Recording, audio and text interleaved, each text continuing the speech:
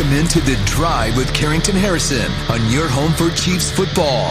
Touchdown, Kansas City! And your home for Royals baseball. Fastball hit high in the air, deep left field, way gone into the bleachers. A two-run homer for Bobby Witt Jr. Watch The Drive by subscribing on our YouTube channel or listen on demand with the Odyssey app or wherever you get your podcasts. This show is always going to stand on principles. Dippin' Dots are incredible. Red Lobster is the best restaurant that America has to offer, and baked beans are trash. You're listening to Kansas City's FM sports station, 96.5 The Fan. Here's C-Dot. I have to tell you guys where I'm a little bit conflicted today. I had a conversation with Spectre probably about 15, 20 minutes ago on the phone. I understand what my job is. I understand where I work. And there is nothing that I am more passionate about than talking about the Chiefs with you guys or the Royals or a big local story. But in a game in which their leading passer was Garrett Nussmeier, their leading rusher was Brashard Smith, and their leading receivers were Jalen Royals, Jake Bringingstool, and Jared Wiley, I don't really know how to talk about that at 2 o'clock and have some hard-hitting opinion for you guys. So what I try to usually do at 2 o'clock is I either try to talk about the story that I believe you guys are most passionate in, or sometimes, every once in a while, we talk about the story that I am most passionate about. And that's where we are going to start today's show. My name is Carrington Harrison. I'm really excited to be back. Rob is here. I feel great. I feel refreshed. I am ready for the football season to get going. Let's get through the particulars and let's dive right into it today. We got a full 4 hours, no Royals disruption, no none of that today. We only got one guest on today's show. It's going to be a lot of what I think, a lot of what you think, a lot of what Rob thinks up until 6 o'clock. Before we get there, I need you guys to do me a couple of favors. Number one, I need you listening to The Drive each day at 2 o'clock right here on 96.5 The Fan. Number two, I need you to tell one friend to check out the show. Number three, and most importantly, I need you to remember to go stop by and see our friends over at The Other Place. Today is a Burger and Brew Monday, so the Royals are off today. Why don't you go in there, get yourself a great burger, get yourself a cold beverage. It's still nice enough where you can sit out on the patio, have a drink, go out there and just enjoy. The summer is coming to a close. Football season is right around the corner. Go see our friends over at The Other Place. I feel really passionate about this Deshaun Watson story, and that's where I would like to start today's show. I feel that Deshaun Watson has violated the two things that you cannot violate as an athlete. Now, number one is much more of a human personal thing than specifically for an athlete. Now, I believe that Deshaun Watson has been incredibly inappropriate with women. From reading the court depositions, from hearing the testimony of some of the women that Deshaun Watson has had encounters with, I believe that Deshaun Watson used his influence and power. I believe he used that to sexually manipulate women. Now, I don't know necessarily if it's a crime, he should go to jail, all of those things, the particulars. I'm not here to pretend like I am a person of the court. But if 24 plus women come out and say that you have been sexually inappropriate, I am inclined to believe them. Just like if 24 people accuse you of stealing something, it's possible that you might be a thief. If you go around your office place and I say, hey, can you describe Jim? And they tell me, Jim's a nice guy, but he's a little musty. I'm inclined to think that you're the one that's musty in the office because I got the firsthand account of 24 other people that have relayed this information to me. So I believe that Deshaun Watson has been sexually inappropriate with women and did so over a prolonged period of time. The thing that frustrates me the most about Deshaun Watson is not once has he ever showed an ounce of remorse, not once has he ever asked for a measure of forgiveness or a desire to atone for what I believe about him. If anything, this past Saturday, he doubled down 10 toes down on his actions. And we'll get to the second part of this because he is also guilty of not being a good football player. Here's what Deshaun Watson had to say on Saturday. Man, I didn't have no reaction. I think the biggest thing is I think you guys know too, and I think the whole world knows, it has nothing to do about the performance. It's a little bit personal than that. So I think it's a disrespectful thing. Yeah, I mean, I'm going to keep whatever I feel with me and my family internally on how I feel about that. And yeah, just move on. But don't you think, Deshaun, that winning and playing better would eliminate some of that booing? Last time I played on this field, I tore my Achilles. And that same fan base, they cheered when I got hurt. So does that have to do with, what does that have to do with anything about performance? When a person get hurt, especially for your own city, and they cheer. Does any of that make you regret coming here? No, I don't regret anything in my life. You know, I think the Lord put me through situations for a reason, so I don't regret anything at all. But you know, I had different thoughts on how it was going to be, but you know, it is what it is. You know, sometimes, you know, the tables turn, and I'm patient enough because I'm a child of God to, you know, wait for that time to change. So I'm not tripping on it. All right. We've all made mistakes in life. We all have done bad things. We all have done things that we would like forgiveness for. To have the arrogance to stand there and say that you don't regret anything that's happened in your life is ridiculous to me. We don't have to get super religious in this conversation, but in his own words, he considered himself to be a child of God. It is so mind-blowing to me how so many people believe this, yet don't understand the principal foundation of Christianity, which is the idea of forgiveness. You're not saved just because you should be. You're saved because you asked for forgiveness and you make a conscious decision to change your actions. I believe that America is a largely very forgiving place. Some of your most famous people and most popular celebrities have done some really, really bad things or been accused of really bad things. Rob, you and I joke about it. Snoop Dogg was tried in a trial for murder. They thought he killed somebody and he made a song about it. Mike Tyson went to jail for rape. You know what Mike Tyson has done ever since then? He has shown a measure of contrition. He has shown a changed life. And Mike Tyson has shown growth and the ability to move forward. You have never heard or seen an ounce of any of that from Deshaun Watson in all of this. If anything, he continues to come off as very unaware and very arrogant. He walks in there with $100,000 earrings. He's putting them on while he's talking about this.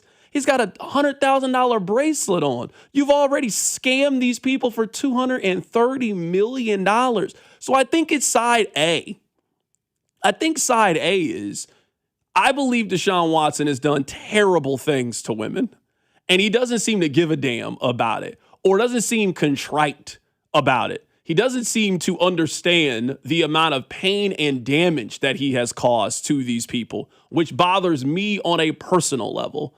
Then there's the other part, because this part, to me, goes with the America is forgiving part.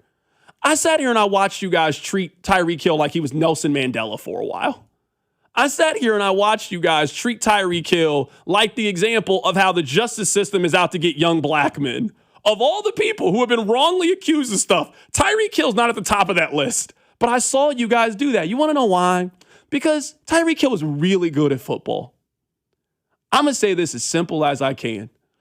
You can't be an a-hole and also be bad at football at the same time. You can't do both. Tyreek doesn't always seem like a great guy. You know what Tyreek was? Really good at football. And when you're really good at football, you know what people normally do? I mean, I wouldn't let him watch my kid. I wouldn't let him take my daughter, but you know me, he's good at catching touchdowns. Deshaun Watson, he's not good at either of those. He's a bad football player. So to me, you got a dangerous mix of lack of contrition, you stink as a football player, unapologetic for your actions that have just created a powder keg, in my opinion. He really had the gall to stand up there and say that he doesn't think that any of this is professionally. Deshaun Watson got a 5-year, $250 million contract to play quarterback for the Cleveland Browns. He has thrown 19 touchdown passes in 4 years. They have a losing record when he starts. He has a 79.2 quarterback rating. If Deshaun Watson was good, it'd be a little bit different. I mean, they might not like you, but y'all wasn't out just booing Tyreek Hill when he was here. He might have been a problem, but he was your problem. And you were going to fight anybody that tried to mess that up. You can't be both if you're Deshaun Watson. You got to pick a struggle. You either got to struggle as a person, but be a dynamic football player, or the other way around. You are not checking either one of those boxes if you're Deshaun Watson. I believe that Deshaun Watson has earned all the karma that life has brought to him. I really do. I genuinely feel that way about Deshaun Watson. I think he's sick. I think he is a pervert in a lot of ways. And the attitude that he displayed on Saturday, standing up there, is just, I don't know how you could feel good about that person representing you as a member of your team. And if you're Cleveland, you know how we talk about not being the main character on the internet? I'm just not giving people reason to laugh at us and point to how dysfunctional we are. The money's gone at this point with Deshaun Watson. The very simple thing would have been to announce that Shedeur was the starting quarterback for your team and that you plan on making Deshaun Watson inactive for the season. We're gonna fulfill our contract. We're gonna pay him. We're not trying to. You just should have made him inactive for the rest of the season. And if their season starts how I think it's going to start, their first 2 games, it's at Jacksonville and at Tampa Bay, and they lose both of those games, and they're coming back, their home opener, they're 0-2 against Carolina, the boos will rain from the heavens. I hope Deshaun Watson gets booed until Jesus returns. I'm serious. I want him booed until the rapture happens. I think he's sick. I really do think that he's sick. And the press conference that he had this weekend does not make me feel like he has learned one iota about what has happened in his life over the last of the few years or so.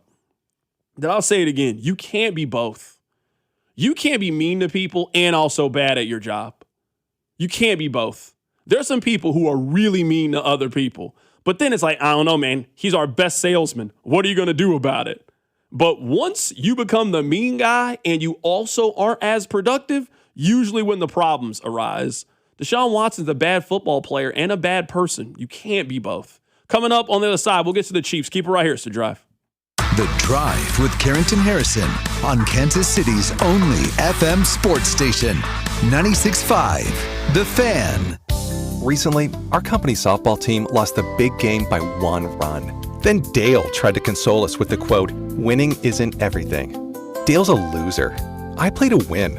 Like early payout from Bet365. If my team goes up big, I get paid out instantly, even if they blow the lead later. Sound familiar, Dale? Bet365. Winning is everything. Gambling problem? Call 1-800-GAMBLER. 21 plus only. Must be physically located in Missouri. T&Cs apply. In-app only. Telly Tire and Auto Center's biggest sale is back. The tires at cost sale. That's right. You pay what we pay on any in-stock tires from Telly's huge inventory. Our certified techs will even mount and balance them for only $30 per tire. All that plus a 30-day ride guarantee and lifetime tire protection. Gas and grocery prices may be going up, but there's never been a better time to buy tires. Reserve yours now at TELLEtire.com before our sale ends. Take care of your car. Take it to Telly. Additional charges apply for tire disposal and road hazard warranty. One contractor, all things parking lot. That's who they are over at Gann Asphalt and Concrete, a locally owned and operated company who is ready to take on that project for you. whether it be commercial paving services, asphalt services, or any large-scale project. The first thing a client sees about your business is the parking lot, and Gann Asphalt and Concrete is ready to make sure it gives the right first impression. Trust a locally owned and operated company who is ready to do that work for you. Give them a call, 816-688-3512, or check them out at GannAsphalt.com. QC Kinetics helps active people stay active. People like David Boardman, police officer, competitive athlete, and gym owner who trains hard almost every day. My body's taken a lot of abuse over the years. I've had multiple knee surgeries on both of my knees. I could barely run a mile prior to going to QC Kinetics. Doctors have all told me, hey, you are going to need knee replacements. But QC Kinetics gave David great news. We're going to give you the opportunity to have not one, but 2 healthy knees, and we don't have to cut you open. And after David's regenerative treatments at QC Kinetics? Since I've gone to them, I run 20, 30 miles a week. I really wouldn't be able to do that if it wasn't for QC Kinetics. From knee pain to Ironman training. It's a no-brainer. Now it's your turn. Call QC Kinetics to book your free consultation today. Call QC Kinetics, 816-412-6299. That's 816-412-6299. 816-412-6299. Running a business shouldn't feel like a juggling act. One app for accounting, another for inventory, one more for sales, and somehow they never work together. Or you could use Odoo, one fully integrated platform with all the business applications you need. CRM, inventory, accounting, marketing, and more. All working together seamlessly. Stop juggling software and get back to growing your business. Try Odoo free at odoo.com. That's ODOO.com. It's time to get everything you need for the job from one partner. No more juggling vendors. We've got your entire job supply covered. Supply the entire job with job lot quantities of everything you need, from flooring to roofing, with access to thousands of products not available in stores. More products mean more colors, sizes, and finishes, so you can get exactly what you need to get the job done. Learn more at the Pro Desk, the Home Depot Pro. It's about time. Sometimes it feels like the news is full of things that have never happened before, and that is not exactly true. In fact, it may have happened this very week, hundreds or thousands of years ago. I'm Sally Helm, host of the podcast History This Week from the History Channel. Trade embargoes? Thomas Jefferson tried them. Rent too high? We've been arguing about that for a while. Each episode is proof. The past isn't that far away. Listen to History This Week, available now on Apple, Spotify, or wherever you get your podcasts. Hi, I'm Danny Gravett, Division Manager at Ready Services. For over 6 decades, my family has kept Kansas City comfortable, and I've been proud to be part of it for over 50 years. When a pipe bursts or the AC quits, you don't need a quick fix. You need a team you can trust. As a family-owned company, Ready Services delivers expert plumbing and HVAC services with honest repairs at the right prices. We guarantee you expert services without the high-pressure sales pitches. Get the job done right the first time. Contact us at ReadyServices.com today. You're listening to 96.5 The Fan from the DM Injury Law Studios. Mike's got this. Car, truck, or motorcycle wreck? Remember, Mike's got this. 816-888-7500. Mike's got this. Hey, it's Ken Walker III from the Kansas City Chiefs. Welcome back to The Drive with C-Dot on your home for Chiefs football. 96.5 The Fan. We'll get back to talking about Deshaun Watson in a bit. I've never heard this quote before. Someone just said, C-Dot, it's kind of like my job. I work in music. And in order to be in a band, you need to be at least 2 of these 3. Good, reliable, and or fun. I think we can live with our football players being terrible people. You need to be good at the football. You can't be both of those things. If someone's really good at something, we will make all the excuses in the world. On Friday, I'm going to see Kanye West. He has said some of the most terrible things. He also made My Beautiful Dark Twisted Fantasy. He also made College Dropout. So yeah, I might not agree that slavery is a choice, but you know what? I can't wait to hear all of the lights. You at least got to pick one of the 2. Deshaun Watson, he's a terrible person and a terrible football player. So they're not just booing you for one of those 2 things. They're booing you for the other thing too. You're a bad quarterback and you're also bad for women. That's just awful. Absolutely awful. Let's move off that. I'm sure we'll come back at some point. I want to hear from Price Carter. He's with Arrowhead Attic. We're going to break down this Chiefs preseason game. Price, how are you doing today? I'm doing a lot better than Cleveland Browns fans, as I hear you talking about. Price, this is where I am, because I'm always down to chalk Chiefs. I understand we're in Kansas City. I get all of that. I just don't know what I'm supposed to do in a game in which their leading rusher is Brashard Smith and their leading receiver is Jalen Royals, two guys that have clearly fallen out of favor with the organization. Like, I just don't know what to do with the results of this game. Yeah, I think that it's worth mentioning that this preseason has been a little bit different than some of the past, where the Chiefs, like historically, have been one of the teams at the forefront of play your starters in the preseason. And kind of organically this year, they've just had a lot of guys who are nicked and bruised up. So we're just seeing less and less of the starters. So it is a little bit tougher to come to a conclusion. I do think like seeing some signs from Jalen Royals was a good thing to see. Like, I think there was a time there that you could question his roster spot. I feel like it's probably pretty safe now, especially because we've gone this far and the Chiefs haven't made any sort of move at wide receiver, as Kayshon Boutte just got traded a few minutes ago. So, I mean, I think there's a little bit of news there, but yeah, it's hard to come and have some grand takeaway from the offense particularly. Now, the defense, I do think there are some things to take away from.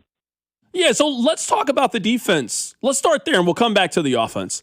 I thought their pass rush looked good. Now, I'm a little bit concerned about Ashton Gelati in the early portion of the season after we found out about the injury, but I thought FAU looked good. I thought R. Mason Thomas was good. I mean, I still look at pass rush as being a question mark for this team, but I do think we saw some reasons to feel a little bit of optimism about their DNs. Yeah, I think the thing that we might have really overlooked with all of this, and I'm as guilty of this as ever with my draft work, I get so locked in on the Chiefs draft history that I almost start thinking like the Chiefs won't draft this player, i.e. they're not a good player or they're not a good fit. In reality, I've just kind of like earholed it because the Chiefs don't take those type of players. So when the Chiefs drafted R. Mason Thomas, my first fear wasn't, oh, he's a bad player. It was, oh gosh, are they not going to play this guy? Is this a bad fit? Is this just another one of these Josh Uche situations? And instead, he looks like a really great fit. And I think one of the things that we've underestimated, when you go look at the Eagles and the Seahawks, like the last, pretty much since 2019, every team that has won the Super Bowl either employs Patrick Mahomes or has a very deep and dynamic pass rush. The Chiefs' pass rush has basically been Chris Jones and George Karlaftis winning with hustle. They haven't been able to throw different body types at it. They've not had another guy who can win on the inside besides Chris Jones. They've not had guys who can win with speed. They've got the effort of Karlaftis and the high motor that he has and the strong hands.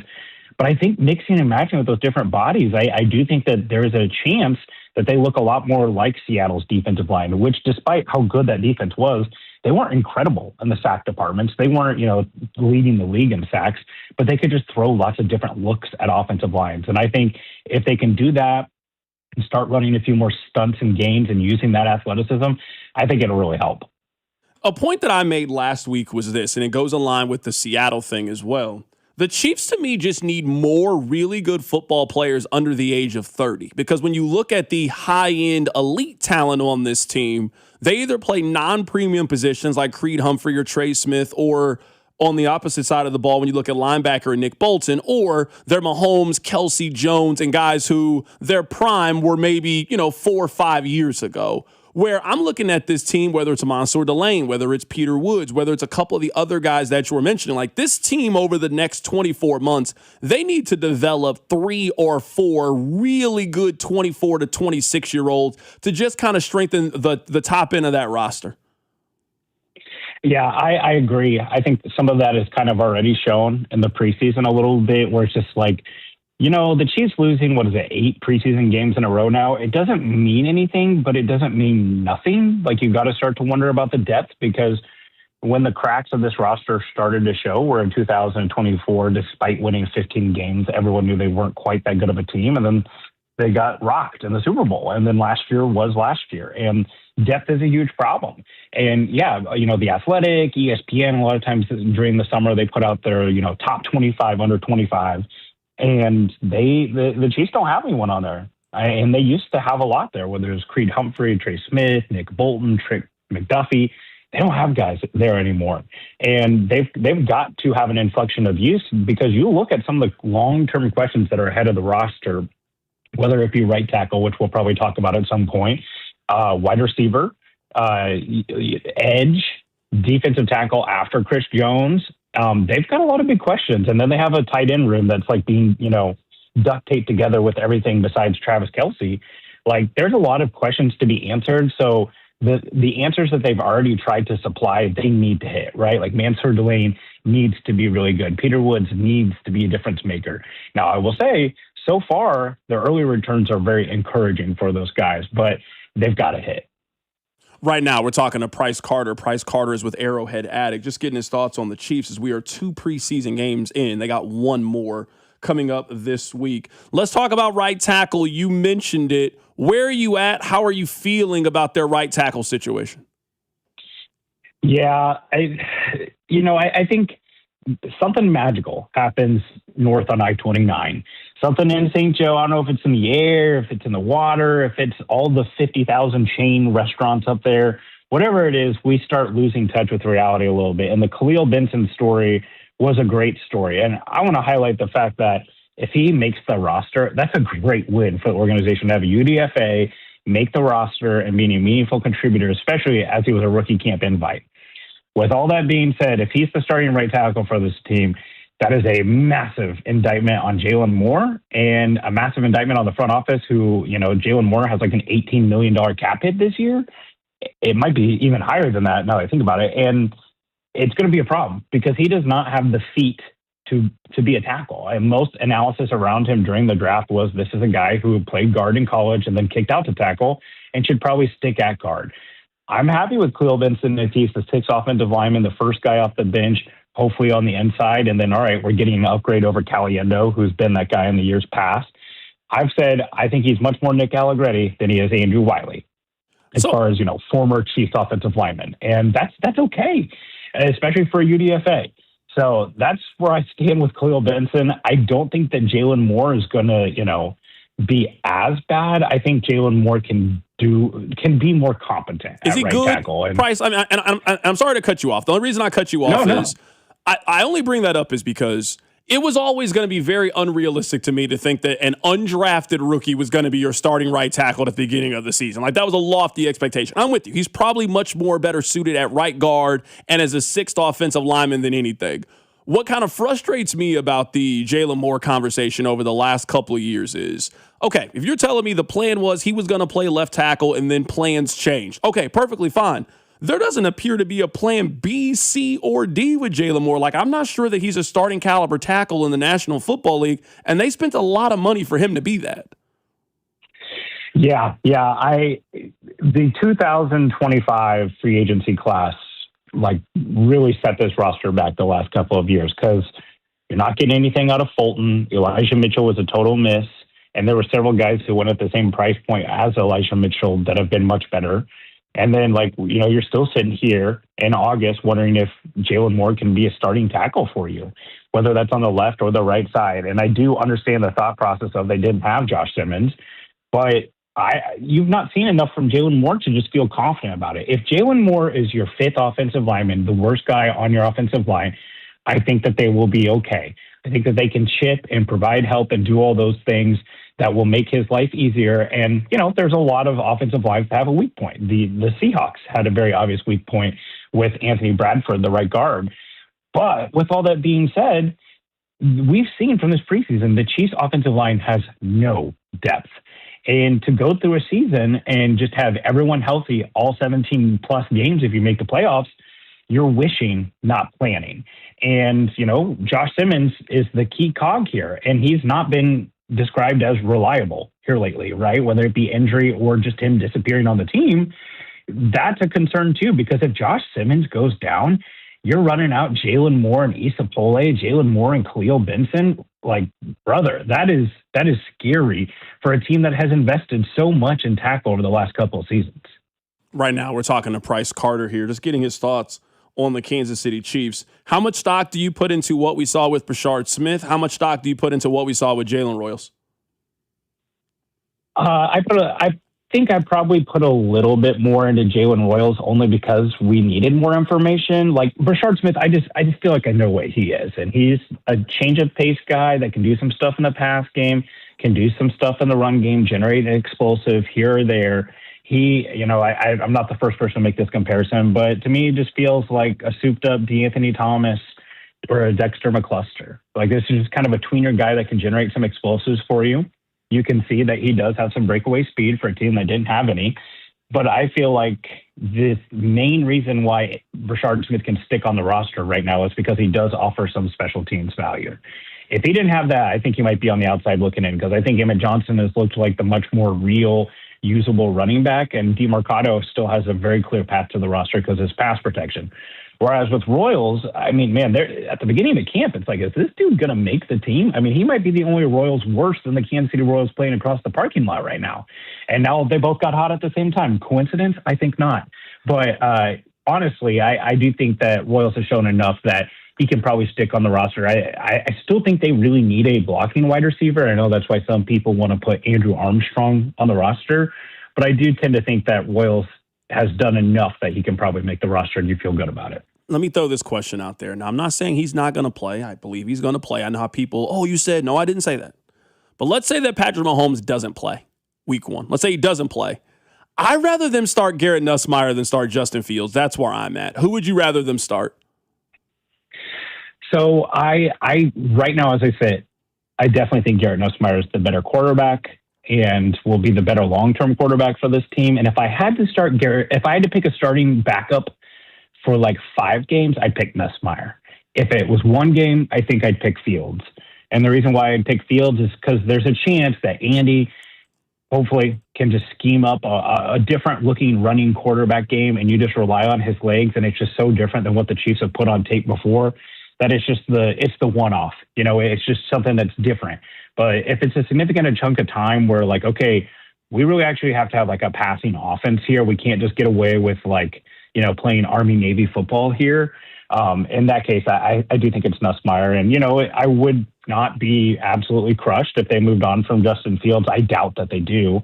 But, I mean, man, there's a lot of things to like about Nussmeier. And I think between his pedigree, his arm talent, and his propensity to, I think he just plays the way you want a backup to play. Like, the worst thing when you watch a game and a backup comes in is, taking sacks, taking check downs, throwing the ball 6 yards behind the sticks on 3rd and 10. That stuff's backbreaking.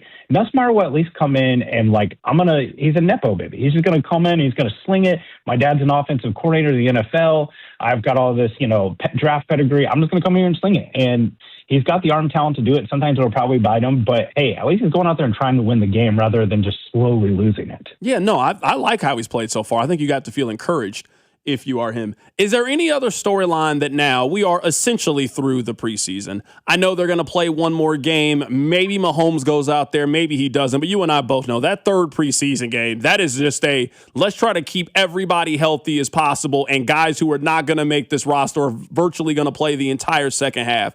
Is there anything else you're looking for as we are a couple of weeks away from the start of the season? Yeah, with Mahomes, I really think it honestly probably comes down to the offensive line. I know Coach Reed said today that Trey Smith is returning to practice. Josh Simmons still isn't there.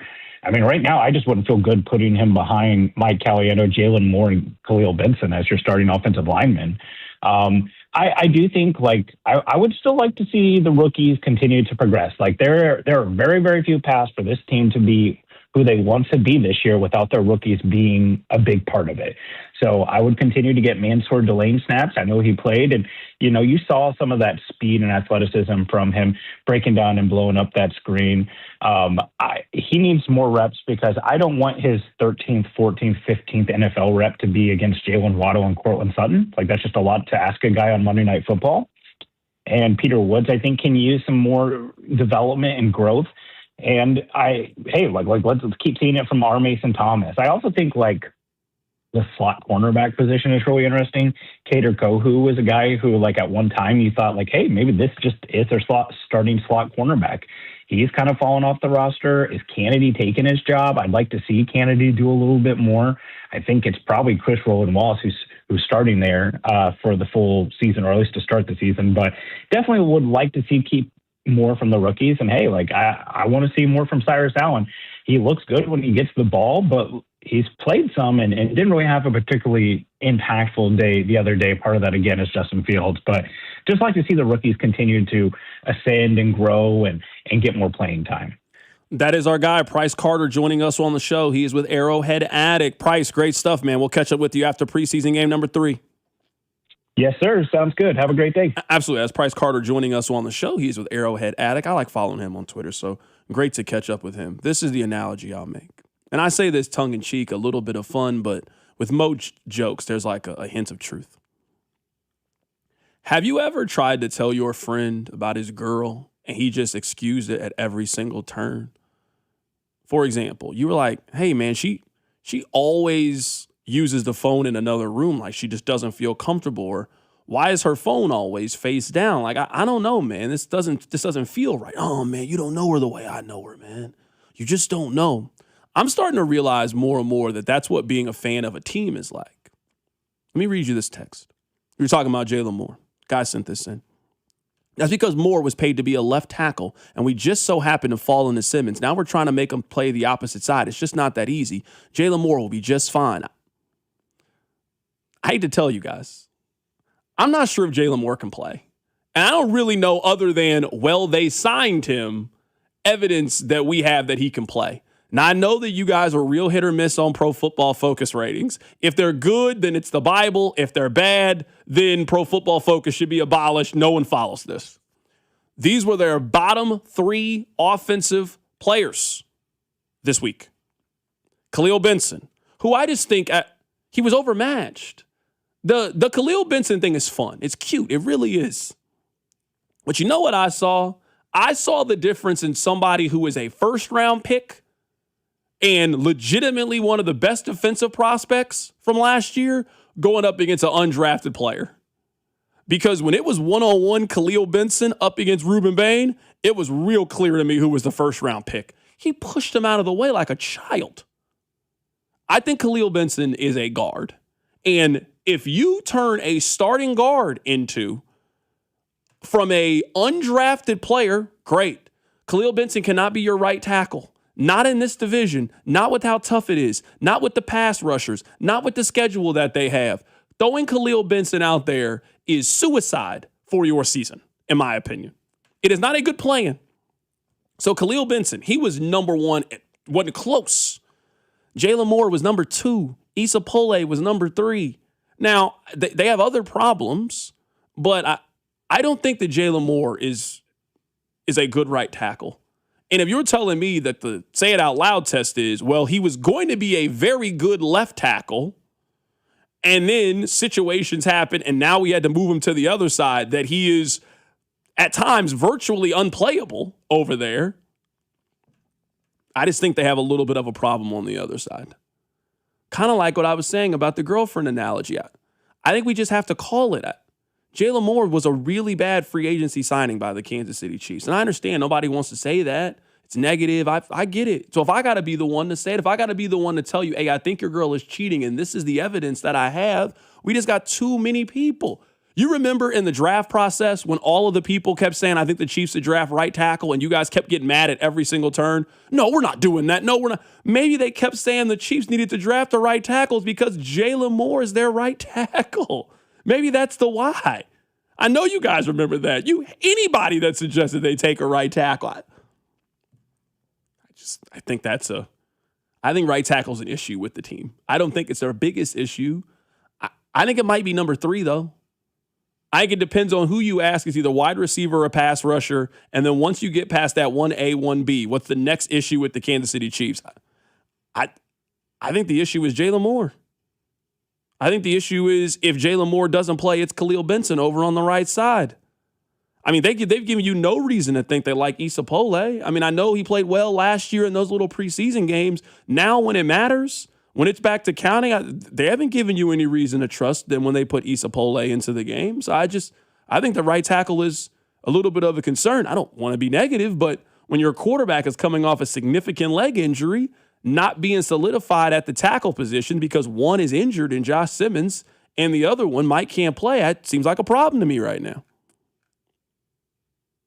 Just what it seems like to me.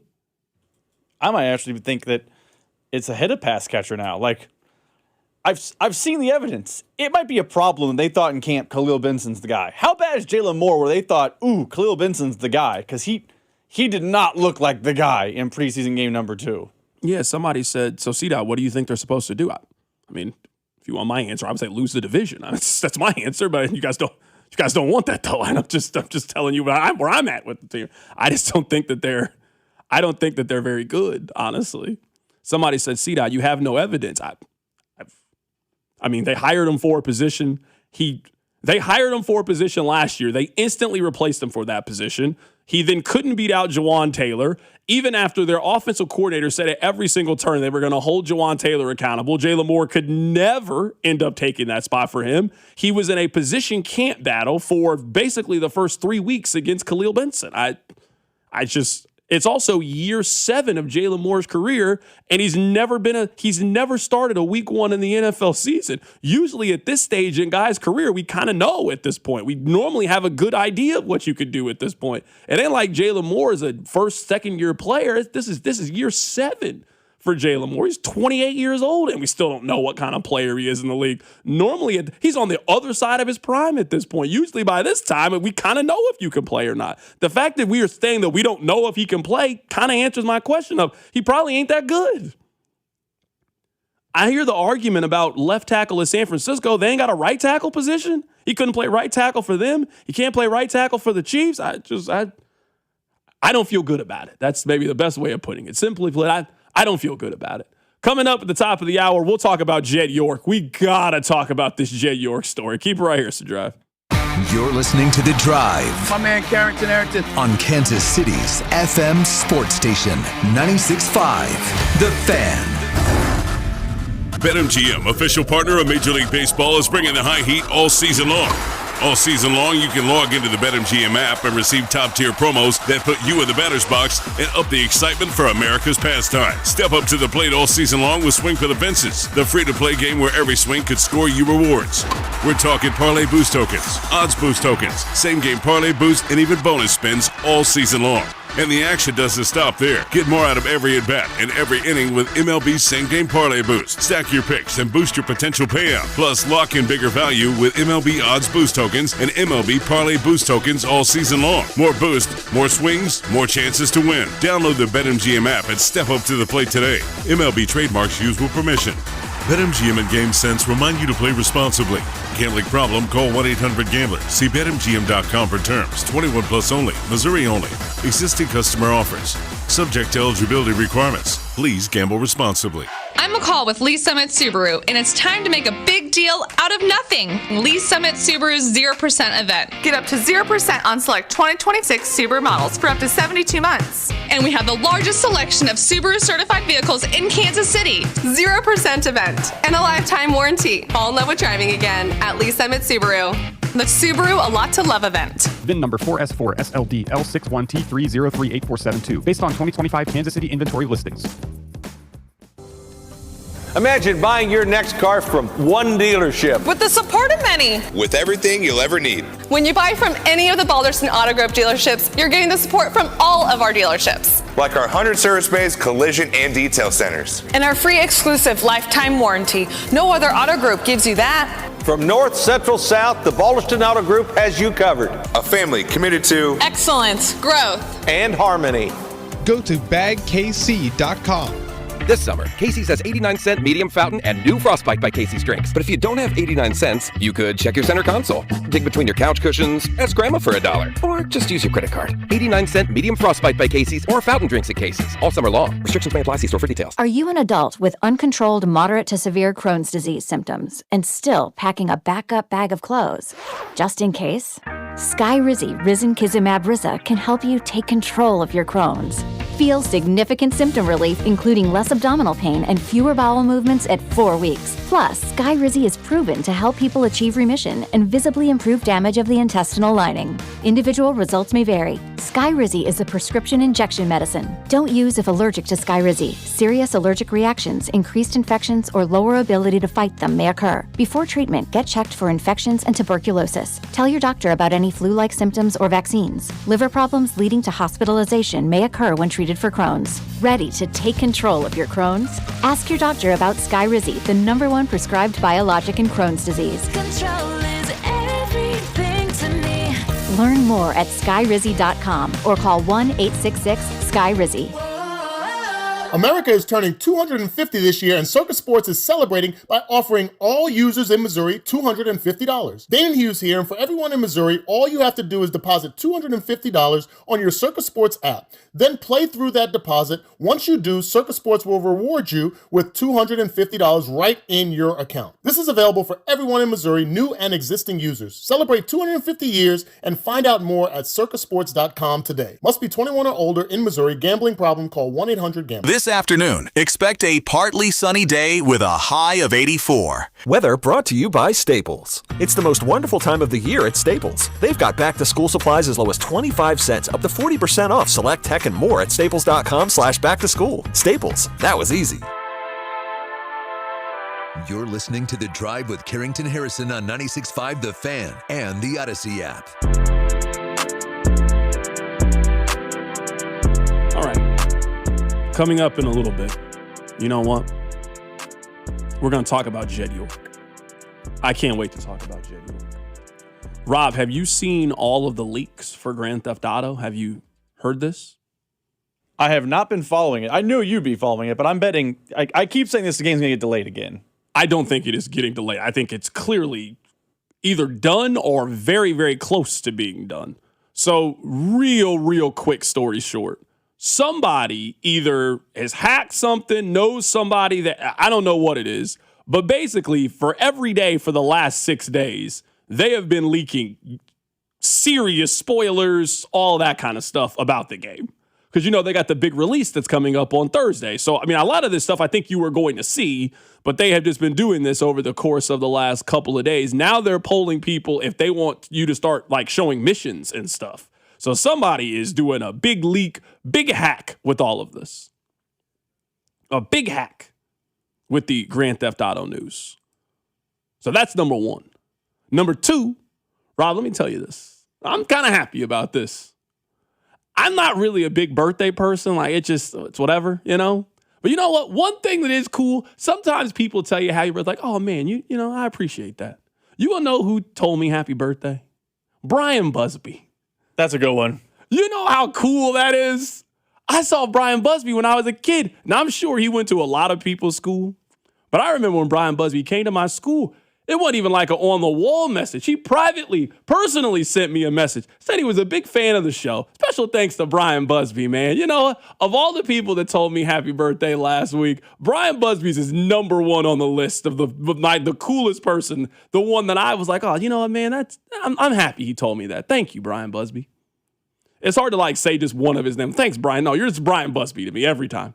Did you text back, Brian? Thank you, Brian Busby. Yeah, thank you, Brian Busby. You can't say thanks, Brian. This looks wrong. It's a wrong text to send. I sent him the heart hands emoji.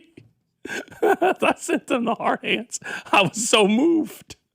I really was. I was moved by him sending me that. It really warmed my spirit that he did that. Thank you. I was very happy that he did it. How did the show go when I was gone? It was Bink and before the preseason game, so it was pretty football centric. It was good. Good show. Yeah.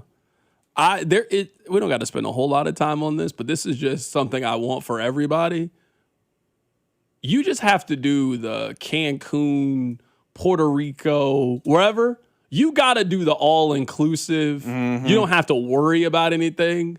You got to do that every once in a while for a reset. So I've just kind of, at this point, we've done this long enough. There's a formula that comes to it. So I'm like, all right, you know what? Right before the football season, let me just do the 3-day, 4-day. I don't have to think about it. I don't want to worry about it. And I know when I get back, it's football season and it's go time. The Royals only have one more day game. So it's going to be a lot of me, a lot of you, a lot of football here very, very soon. So let me just get the one trip. Let me just cleanse my spirit, my body and soul and get ready. But just the days are just sitting there and you don't have to do anything. And they bring you the drinks right there and you're just vibing and relaxing. Oh, it's great. I would encourage everybody for that. It's a good reset, a good restart to get ready for the football season. I didn't know that when I came back that everything was going to fall apart. Deshaun Watson's the starter. People are throwing dildos once again at the court at a WNBA game. Maybe the young lady said it wrong. I think her name's Natasha Cloud. Maybe she said it wrong. Maybe I've got the wrong person. But just sometimes I don't think that we acknowledge enough when something is weird.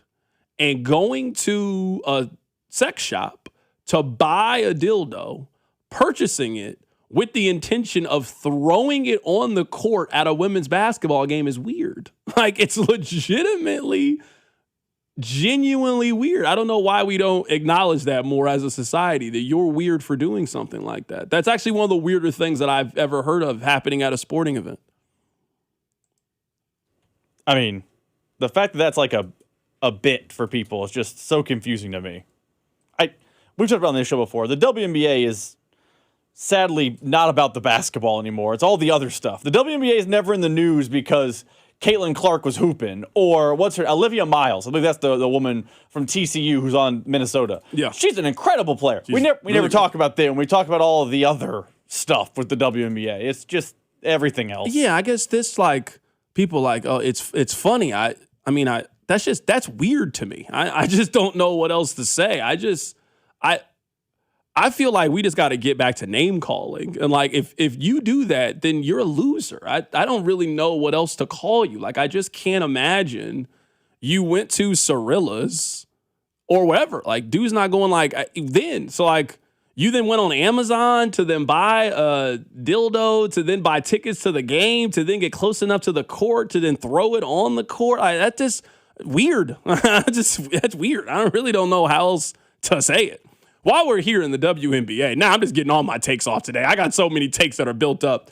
Another thing that's weird, Enes Kanter is just weird. We don't have to get super political here. Some of this stuff I genuinely don't care about for the most part. And I know I don't care. I'd rather talk about the games. Let's have a little bit of fun. There's enough real things for us to talk about that we don't got to spend our time talking about the make-believe stuff. I just cannot believe that we have spent any amount of time as a society for the last 3 weeks arguing about a problem that does not exist. Rob, have you seen that TikTok from the WNBA? So for those of you that haven't seen it, it was a TikTok, and it was a group of people that were protesting outside of the game about protecting women's sports. They were wearing shirts. Sure, by now you've seen the shirts, protecting women's sports, what they were wearing. So somebody was going up to them and said, hey, are you a fan of women's sports? And all of them, yeah, of course. Can you name 5 players in the WNBA? And just watching these people struggle to name 5 players in the WNBA continues to speak to the point that I made 3 weeks ago when this first came up with the initial comments. I'm fine dealing with opinions. You're allowed to have your opinion. I'm not telling you have to feel a certain way. But we at least have to start having some conversation that is based in the facts of the story. There is not a transgender woman who is currently trying to enter the WNBA. They have been playing WNBA basketball since 1996. They have had 0 transgendered players in 30 years of competing in the WNBA. Currently, transgender women are banned from playing college NCAA basketball. So if there are none in the feeder system, if there are none in the pros, where are these players that we have been protesting against for the last 3 weeks? They don't exist. What are we doing? Why have we spent any amount of time arguing about this? This is then number one. And then this is the second part that just frustrates me about the story. The same way that I felt during the World Cup when I was saying, man, leave those people alone. Like, how can you just start watching soccer 2 weeks ago and now you want to come in with all these rules and fixes for soccer? Like, you don't feel silly doing that? You've watched 4 soccer games in the last 4 years, and now all of a sudden you got all these fixes on how to make soccer better. Soccer seems to be doing really fine without your improvements to the sport. It seems to be doing just fine. I just don't understand how the WNBA has let a group of people that don't like the sport, don't watch the sport, don't follow the sport, how have they let them be the loudest voices on the sport? How? We would never let this happen for something that we actually love. We would never let the people that we would never let in the NFL. We would never let people outside the NFL. Like, no, you don't know anything about it. Why are you talking about it? So the fact that we have let these people protest these games, you don't watch or follow the sport. And again, it's just not an issue. It's really not an issue. But as you said, Rob, in pure WNBA fashion, they have spent 3 weeks. You don't feel weird as a man going to sit courtside at a basketball game and arguing with the women playing? Like, you don't feel weird about that at all? I'm telling you, we got to start bringing back shame. We got to start calling people losers. And Enes Kanter, he is a loser. Royce Wright, whatever his name is, he is also a loser. I don't know why we've given them any platform or call them anything else than what they are. Weird and losers. Speaking of weird, let's talk about Jed York. Keep it right here, so Drive. Your home for all things Chiefs football and Royals baseball. I'm a professional complainer. Is The Drive with Carrington Harrison on 96.5 The Fan. At Allstate, we know second chances are important to you, so they're important to us. That's why with Allstate's accident forgiveness, your rate won't go up just because of an accident, even if it was your fault. So while you might find yourself wondering, how long will this take or what will this cost? You won't have to question your rate after an accident. If it's important to you, it's important to us. You're in good hands with Allstate. Not available in every state. Optional policy feature terms apply. Allstate North American Insurance Company and affiliates, Northbrook, Illinois. This is the story of the one.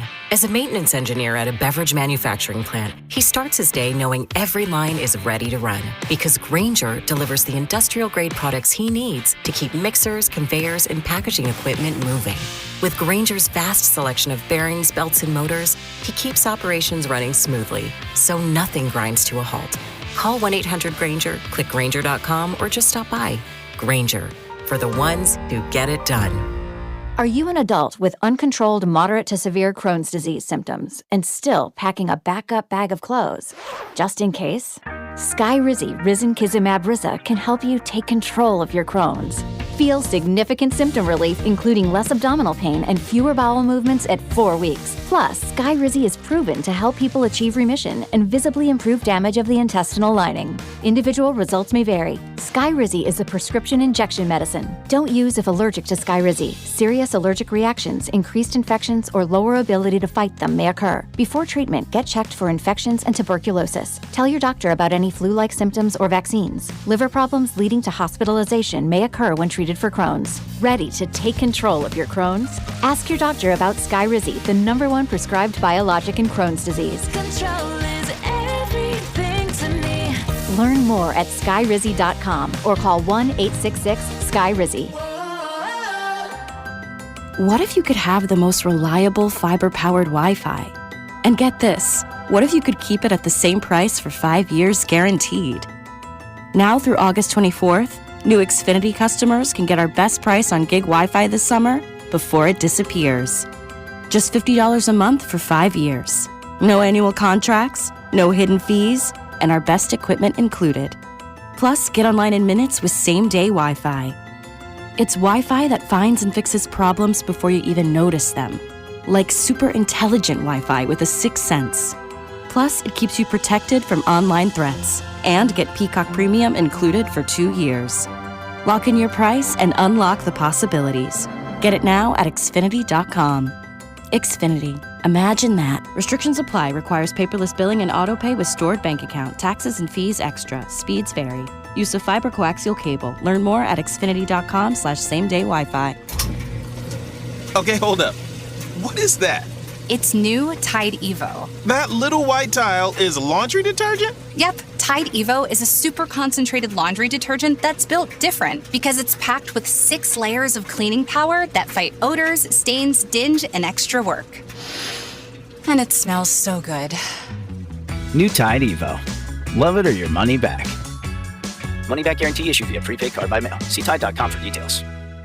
Hey, it's Brew, and I feel like everything in my life depends on being connected. Whether I'm uploading a video, hopping on a call before my show, or video chatting with my family back in Michigan, I never have to think about my Wi-Fi. And that's why Xfinity stands out. You get the most reliable, fiber-powered Wi-Fi with the best equipment at one price for 5 years guaranteed. No contracts or commitments. Plus, you can get online in minutes with same-day Wi-Fi. Restrictions apply. Not available in all areas. Use of fiber or coaxial cable. Learn more at xfinity.com/same-day Wi-Fi. Xfinity, imagine that. It's Chiefs season at Harrah's Kansas City. Every Saturday in August, the excitement kicks off at 6 p.m., where every 15 minutes until 10 p.m., one lucky guest will win up to $2,000 in free play. Then at 10 p.m., one grand prize winner will score a pair of Kansas City season tickets. Wear your red, bring your lucky game day spirit, and join us every Saturday in August at Harrah's Kansas City. Big prizes, big excitement. Don't miss your shot to win. 21 or older to gamble. Know when to stop before you start. Gambling problem? Call 1-800-GAMBLER. Useful tools and advice that work for your financial situation. That's a great call. Join Main Street Credit Union and get access to a whole coaching staff of certified financial counselors who can help you create a perfect financial game plan with our spend accounts. Real people, real progress. Visit MainStreetCU.org to see how we can take your financial game to the next level. Futures Week starts August 31st with everyone's NFL predictions. This is Kansas City's FM sports station. 96.5 The Fan, KFNZ FM and AM, HD1 and HD2 Kansas City, an Odyssey sports station.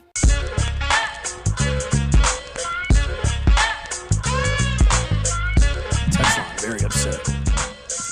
I said anything that controversial. All I said is there's not a single person that fits this criteria, so why are we arguing about it?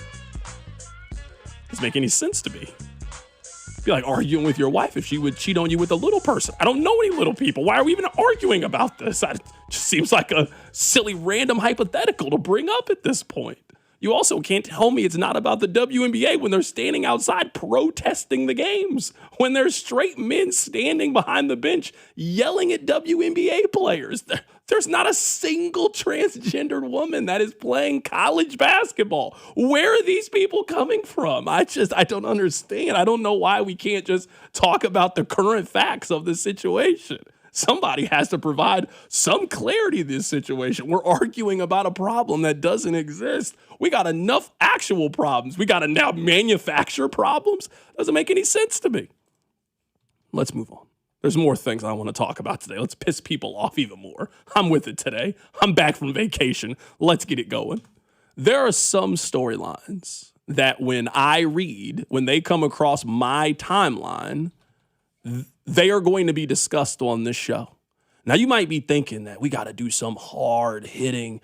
Hey, what do you think about Byron Pringle talking to Mahomes on the sideline? Or what do you think about Brashard Smith? I mean, we'll talk about that at some point, I'm sure. But Rob, you're telling me that there's going to be a headline that says 49ers owner Jed York allegedly arranged to pay $140 for sex at a trailer park in East Palestine, Ohio? You think that storyline is going to exist and we're not talking about it on this show? You're crazy. I was thinking about leading with it. I was in the middle of leading with it. Can I read to you the story? Via the California Post, court documents reveal that the owner of the San Francisco 49ers responded to an ad on a known prostitution website in Columbiana County, Ohio, and arranged to have sexual activity with the female in exchange for $140. Per the report, Jed York, who's the owner of the San Francisco 49ers, went to the meeting location, a trailer park in East Palestine, Ohio. He was taken into custody after a law enforcement agent from the Human Trafficking Task Force determined that York had in his possession his cellular device, which was used to arrange the criminal act. All right. Are the kids still in school yet? Maybe they are. That's why I'm going to do this at 3 o'clock and not at 4, an hour later. Can we have some conversations here? I looked it up, Rob, because I was curious when this story happened. Do you know how much this man's family is worth? $8.5 billion. I was going to say, he owns an NFL franchise. So I'm going to say it again because maybe you didn't hear me. $8.5 billion, which is probably a little bit on the low ball side, given the fact that you alluded to, Rob, they own the San Francisco 49ers. So it's safe to say that your family is doing well for himself. Why in the world are you on Craigslist looking for away game accompaniment in rural Ohio and doing the meeting location at a trailer park in East Palestine, Ohio? At what part in your pursuit did you not realize that this was maybe a bad idea? At what point, as you were searching this website, when you reached out to this person, when you either drove or had somebody drive you? Because I'm guessing if you spend $140 and you meeting up with a young lady at a trailer park, I'm assuming the area is a little sketch. You're worth $8.5 billion. Why are you operating this way? Now, I'm not naive enough to think that there's men not out here paying for it. I'm not. You're not that naive. I'm just going to guess that when you're up $8 billion, there's just better, more effective ways of doing this. More discreet ways that won't end you up now in handcuffs. That's just what I'm guessing. I'm guessing that if you really are in search of some company from a nice young lady tonight for an evening of activities, there's a better way to do this than you responding to a website ad and exchanging for $140. Like at no point, like there wasn't a single sounder that went off. Not a one. This is ridiculous to me. This is ridiculous. Maybe this is a bad way to think. When people do stuff like this, I actually don't think they should get in trouble. Like, I don't think he should be in trouble. I think the fact that whenever you Google his name from now until the rest of time, the fact that this story will pop up is punishment enough. It's punishment enough. This is stupid. I can't explain to you how stupid this is. And you're the one that was searching the ad, not your man's. I'm also going to assume if you're up $8 billion, you got a right-hand man, you got a fall guy, you got somebody that you trust, you know who should be in charge of handling all this. That's his job. Now, yeah, I'll show up at the meet, but I don't want to know. I don't want to know, hey, I got a big dinner planned today, and I would like for somebody to be there. Go handle it for me. And that's his job to handle it for. Not you. You're the boss. You had the phone on you. You can't even say it wasn't me. It's in your number. It's in your name. It's in your pocket. I'm a big believer that when you watch scary movies, the people in scary movies act like they've never seen a scary movie. Or when you watch a rom-com, it'll be so obvious. Like, you two like each other. Like, why are you, like, I know eventually you got the falling out and then you'll get back together, but it's like, you've never seen a romantic comedy before. Like, you like this person. You need to be with this person. I don't think people have the ability to see their lives from the outside. And we've all been guilty of this. Like, you're like, man, I was stupid. Why did I do that? Like, if you had seen somebody else doing this, you would realize it. Life should never take you to a known prostitution website in rural Ohio where you're about to go meet a young lady in exchange for $140 in a trailer park. You're up $8 billion. There's not a website you can go to where they cost 5 to 10 to 20. I'm guessing it's a little more discreet than that. I'm also assuming that you're not meeting them at the trailer park in East Palestine, Ohio. I'm guessing you're meeting them at the Ritz or the Intercontinental. You get what you pay for. This is stupid. I'm serious. This is really, really stupid on his part. Absolutely stupid. Like one of the dumbest. Like literally one of the dumbest. Somebody says it wasn't about the act. It was about the risk. I guess. I mean, I don't know. I mean, this is just me guessing. I assume you can have a little measure of risk and also do so in a more discreet way. I'm just like, I don't know if we were mad at Tiger for cheating. I think we were mad at Tiger for who he was cheating with. You're Tiger Woods. why are you sleeping with this waitress from Perkins? I think that's what we were mad at more than anything. I'm not mad that he was paying for it. Again, I don't think that he's the only rich older man that's paying for it every once in a while. $140 down at the trailer park? Come on, my boy. That's terrible. You couldn't have been that horny. Couldn't have been. That's horny levels that are undetected. We've never seen it before. You're just expecting at some point, at some point to just pop out of the bushes. Chris Hansen's going to pop out at some point. I don't know. Somebody said just because you're rich doesn't mean you don't like shopping at the discount stores. I mean, you're right. I'm just, okay. I mean, I got it. I don't know. I'm just guessing. I'm just going out on a limb. I'm just guessing. You're up $8 billion. You're on this weird website. It's $140. Like, at no point, a scam. I mean, you showed up and you got instantly taken into custody by law enforcement, by the Human Trafficking Task Force. Instantly. I feel like they gave you a lot of red flags on the way there of, hey, maybe this is a little sketch.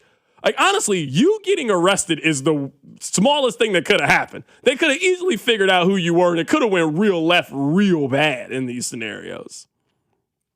But I'm serious. I actually don't think anything should happen to Jed York. I really don't. I don't. I mean, this is small anyway. Disorderly conduct, and they gave him possession of a criminal tool. The criminal tool was the cell phone. That was the thing.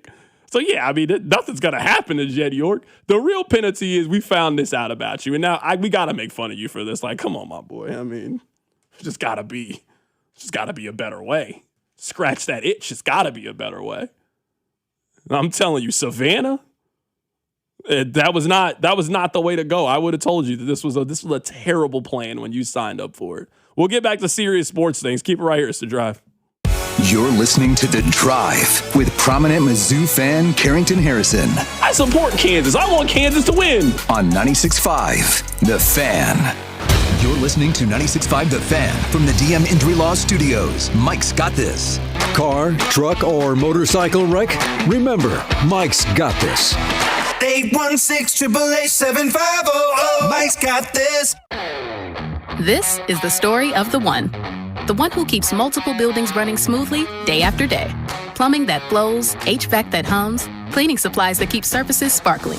That's why she counts on Grainger. With easy reordering online and 24/7 support, Grainger helps her keep the products she needs on hand. So shelves stay stocked and buildings stay ready. Call 1-800-GRAINGER, click Grainger.com, or just stop by. Grainger, for the ones who get it done. Someone had a birthday. Yep, 50. Can't believe it. 50 years of wisdom. Great segue. We have a health reminder from the CDC. Pneumococcal vaccination is recommended for adults 50 or older. Says here, we're over 6 times more likely to be hospitalized with pneumococcal pneumonia than adults under 50. I don't love those odds. Same. Look what I found. Pfizer's Prevnar 20 is proven to help protect adults against pneumococcal pneumonia and invasive pneumococcal disease in just 1 dose, and millions have already gotten it. Continued approval may depend on a supportive study. Don't get Prevnar 20 if you have a severe allergy to its ingredients. A weakened immune system may lower your response. Common side effects include injection site pain and swelling, fatigue, headache, muscle, and joint pain. For full prescribing information, please call 1-855-213-2138. Visit Prevnar20.com or talk to your doctor or pharmacist. I'm on Prevnar20.com now, scheduling my appointment. Good idea. And happy 50th. When it comes to my policy, Farmers gives it to me straight, so there's no surprises. It's your coverage. You should never be confused. You hear that? An insurance provider with a conscience. We're a choir, but yes, we have that too. Straightforward coverage you can literally understand. That's what you get when you have Farmers. Bum, ba, bum, bum, bum, bum. Learn more at farmers.com. Underwritten by Farmers Truck or Fire Insurance Exchanges or Affiliate. Products not available in every state. Fanatic Sportsbook makes every baseball game day this season hit harder. Swing for the fences with long ball jackpots. Just pick the player who hits the longest homer of the day to win a share of $50K in fan cash. Every day brings a new shot to win. Customers also get baseball profit boosts every game day. And your bets earn you fan cash, win or lose. Strike three, you're out. To spend on merch, tickets, exclusive experiences, and more. Go deep this baseball season and download Fanatic Sportsbook today for the best baseball betting experience each and every game day. Fanatic Sportsbook. Winning hits different here. Must be 21 plus. Gambling problem? Call 1-800-GAMBLER or 1-800-MyReset. CT call 888-789-7777. MA call 800-327-5050. NY call 877-8-HOPE-NY. MD visit mdgamblinghelp.org. Offer not available in all states. Terms apply. See Fanatic Sportsbook app. Sprained wrist, ankle twist, broken thumb can't make a fist, busted knee, surgery, that patch of ice you didn't see. Where pain starts, Jernavix suzetrigine begins. Jernavix is a non-opioid 50 milligram prescription tablet for adults with moderate to severe acute pain that reduces pain signals before they reach the brain. Tendon tear, nose repair, tripping on that broken stair, dislocation, operation, moped crash while on vacation. Do not take Jernavix with CYP3A inhibitors. Avoid use with grapefruit or liver problems as these may increase side effects. Tell your doctor about all your medicines if you are pregnant or breastfeeding. Jernavix may make certain medicines and birth control less effective. Side effects include itching, muscle spasms, rash, and elevated muscle enzymes.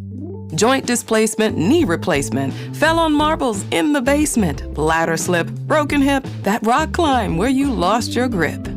To learn more about Jernavix, ask your doctor. Call 1-833-589-PAIN or visit jernavix.com. Pump up the volume. Business moves fast. Pump up the volume. When you ship with USPS Ground Advantage, you can keep up with confidence. Visit USPS.com/Ground Advantage to learn more. All right, it's officially the most wonderful time of the year at Staples. They've got back-to-school supplies as low as 25 cents, up to 40% off select tech, 20% off for teachers, and more. Check out all the deals at staples.com/back-to-school. Staples, that was easy. At Uline, the prevailing opinion is, if you don't live it, you don't believe it. The people at Uline believe in hard work, and they live it by being there 24/7 to answer your call, having 41,000 items in stock, and offering same-day shipping from 12 locations across North America. Business owners, sellers, buyers, shippers, and packers believe it. Uline is the hard-working, dependable source for your shipping and industrial supplies. Visit uline.com. Cozy season is ahead, and you'll be spending way more time inside. Is your home ready? Don't worry. With Wayfair, you can upgrade your space without breaking the bank. Score up to 70% off during their Labor Day clearance on furniture, area rugs, mattresses, and more. Plus, surprise flash deals you can't miss. Whether it's one room or the whole house, Wayfair has pieces for every style and budget. Shop Wayfair's Labor Day clearance now through September 7th at wayfair.com. Wayfair, every style, every home. Rob Sight Ford, KC's Ford volume leader and top rated on Google. 135th and State Line. Rob Sight Ford, your 2025 Ford volume leader. Top rated on Google with 4.8 stars and 3,000 plus reviews. The best selection, best prices, and Kansas City's best customer service. Visit Rob Sight Ford at 135th and State Line. Buy right, save big, and drive home a winner. Only at Rob Sight Ford. Here's your traffic report on 96.5 The Fan. Brought to you by SWL Injury Law, the Car Crash Kings. It's what they do. Visit SWLinjurylaw.com. Okay, still dealing with the broken down. No, it's a crash. Okay, 71 northbound. 2 left lanes are blocked as you approach 55th. I'm seeing some yellow. Okay, the backups are not too bad. Just scoot to the right to get through here. 71 northbound as you approach 55th. Got a crash that is 35 southbound at 95th. That's off to the right shoulder and onlooker delay. I'm Val with traffic on 96.5 The Fan. This is your home for Kansas City sports. 96.5 The Fan. Just can't get over Jed York. I don't understand.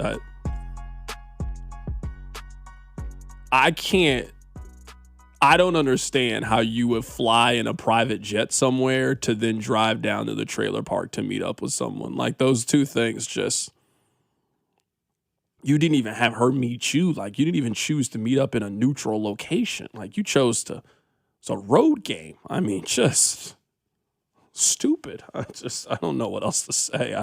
Let's move on, Rob. There's a lot over the last 30 minutes I just don't understand, but that's life, I guess.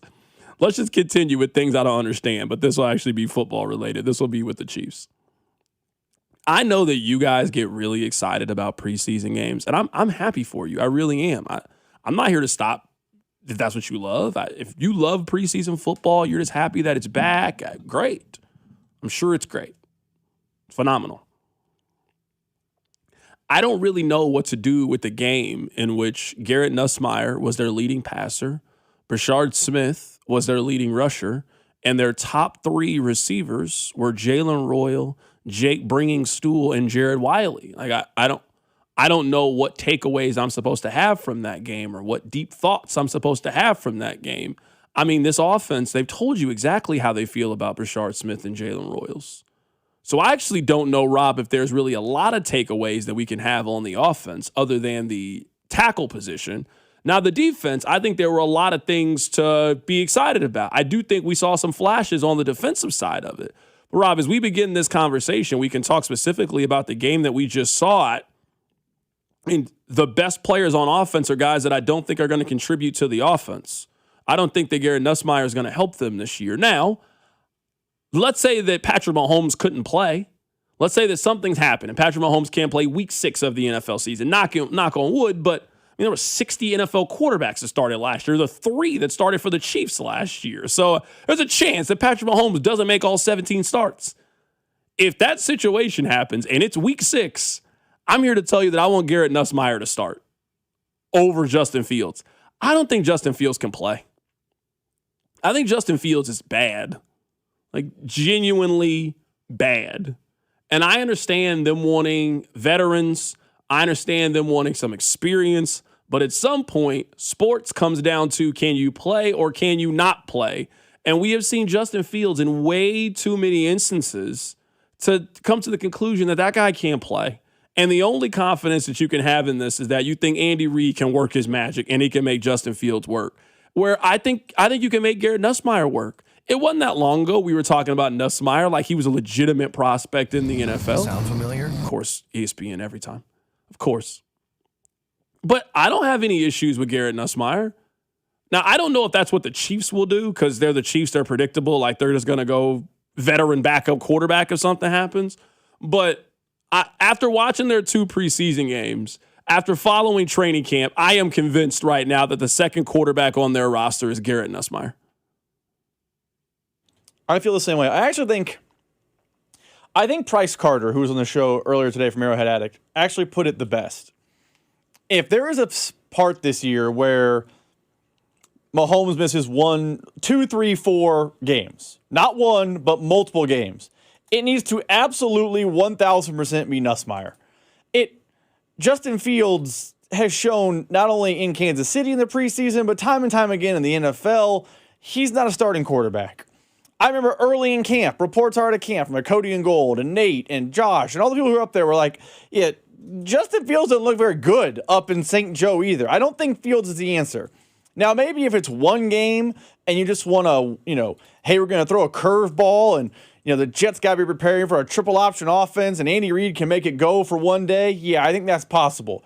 But over the course of any real missed time, it has to be Nussmeier over Fields. And they won't do it, so it's a waste of our breath to talk about it, but it has to be Nussmeier. Nussmeier was a Heisman candidate at this point last year. Yeah, I don't think that Justin Fields can play. I mean, I guess it's really that simple for me. I don't think the guy can play. I don't think he's a capable NFL quarterback. Where I think there's a chance with Garrett Nussmeier, there's a chance you got something there. I would feel more confident in their offense and their ability to make it work with Garrett Nussmeier than I would with Justin Fields. Now, the rest of the team here, I mean, again, people are allowed to take different things of what they want to take. I am not leaving with any confidence in Brashard Smith when they've already told me multiple times how they feel about Brashard Smith. They didn't really like Brashard Smith that much last year. They went out and they got 3 running backs to replace him. So what do I do in that scenario? Jalen Royals, I would also say he couldn't play on last year's team. He couldn't help them at wide receiver. For the first 3 weeks of training camp, everybody liked Cyrus Allen, and Jalen Royals was the odd man out in the group. So good for him. Certainly happy that he got a chance to go out there. Happy that he got a chance to play well. I'm sure he's going to get a couple opportunities here and there. But anytime that Jalen Royals has the highest numbers of snaps on your offense, probably not the situation that you want to be in. Let's talk about the special teams before we get over to the defense. What word would you use to characterize Harrison Butker's day?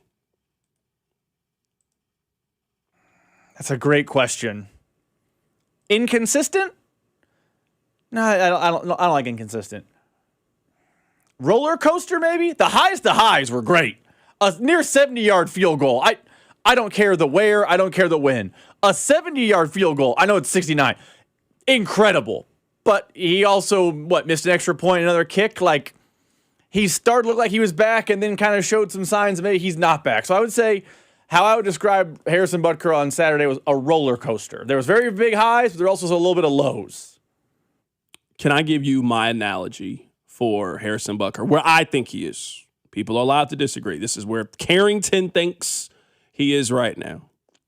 Now, I don't know what music artist comes to your mind, but the one I will use, Rob, is Drake. I still think Drake makes really good music, but admittedly, I don't think it's nearly as consistent as it used to be. Still good, but I mean, he ain't making Take Care anymore. He's not making Nothing Was the Same anymore, but it's still good. I think Harrison Butker has moments where he can still look like the old Harrison Butker. I don't know if he can be that nearly as consistent as he used to be. So I don't doubt that sometimes he can kick the 61-yard. He might still, I think he will have those sparks where he will show you that he is still that guy. I don't know if I trust Harrison Butker to be that on a game in, game out basis, you know? Adam Sandler can still make some classics. Adam Sandler can still make some really good movies. He also can make that one murder mystery movie on Netflix. It's just not really that good. You know, like the same guy that made Hustle can still make Grown Ups 3, you know? That's kind of where I feel like Harrison Butker is. That's the same person. So, I mean, there's going to be a game this season for sure where Harrison Butker goes 3 for 3. He hits a 54-yard field goal. It's a low-scoring game, and they win that game because they made all 3 of their kicks. I think we also know enough about Harrison Butker that he is going to cost them a game, maybe 2 this season because he misses an extra point or just how inaccurate he has become over time. I think it's really hard to be a great kicker for a long period of time. Just wear and tear on your leg, all of those things. It's hard to do it for a very, very long time. And that's kind of where I think we are with Harrison Butker. I think to that point, though, when you look at Harrison Butker's contract, I think if you're correct and it's Adam Sandler, oh man, he still makes Hustle, but he also makes, was it Herbie? Well, I don't even know the name of the Halloween movie. Herbie Halloween. The contract for Harrison Butker is kind of one and done. Like there's an out at the end of this season. So if he's the player you say he is, I don't know he has a long-term future in Kansas City because there's an eject button. Yeah, but I don't think that's a bad thing, though. I'm saying, I think it's over, though. Like what you're saying about long-term future, I think we've already come to the conclusion of the long-term future. I think we are at the end of the long-term future. Yes, if you're asking me today, I believe that Harrison Butker is playing his final year as a member of the Kansas City Chiefs. And this goes for just about almost every kicker in the history of the National Football League. Your kicker probably shouldn't be 32 years old. Your kicker, kind of like other positions that they have on your team, your kicker should be 23. Your kicker should be 24 years old. That you have gotten an incredible run from your kicker. There are not too many teams in the history of the National Football League that are happier with what they've gotten from their kicker more than the Kansas City Chiefs. I mean, in the history of the game, there's a small list of people that are happier with their kicker. I mean, Rob, he started kicking for the Chiefs when he was 22 years old. He's now 31 years old for the Chiefs. Yeah, I think it might be over. I think it might be over, at least at that level. And you're just accepting now that you went from having the best kicker to now he's probably the 9th to 11th best kicker in the National Football League. You could certainly do worse, but you could also probably get a little bit better at the position and certainly for significantly cheaper than what they're paying their quarterback right now. I mean, their kicker right now, excuse me. I mean, their kicker has a $7 million cap hit for this year. They're spending a lot of money at kicker. Just considerably speaking, given the position. And next year, you're right, they can save $5 million by cutting their kicker. Now, he earned this money. They gave him $17.7 million guaranteed. So they gave him his signing bonus, which was guaranteed. They then guarantee 24, 25, and 26. So they are out of guaranteed money at the end of the season. It's now time to move on, and it's time to find yourself a 23-year-old undrafted kicker from South Carolina and start the process all over again. I think what is happening with Harrison Butker is really an embodiment of the team. Yeah, it worked really good in 23 and 24. It's now time to go find the new version of that player. Another way to say that, and we like to say it this way on this show, is the bill's coming due. Harrison Butker got paid because he was good, but he was getting guaranteed out to 26. And in 25, and we don't know about 26, but in 25, he was not good. The bill is coming due for having a 31-year-old kicker. It's not the difference between the Chiefs winning the Super Bowl and losing the Super Bowl, and he will definitely be a Chiefs Ring of Honor guy one day. But for sure, he should be. The bill is coming due, and 32-year-old kickers making $7 million are just, you got to be Justin Tucker in his prime. And on Saturday night, he wasn't Justin Tucker in his prime. I like the way the text line describes it. He's a golfer. He has a driver in his bag. He can hit the ball. He doesn't have a short game. He just doesn't have the lob wedge. He doesn't have the 9-iron. All he has is the driver. I think just runs end. They end.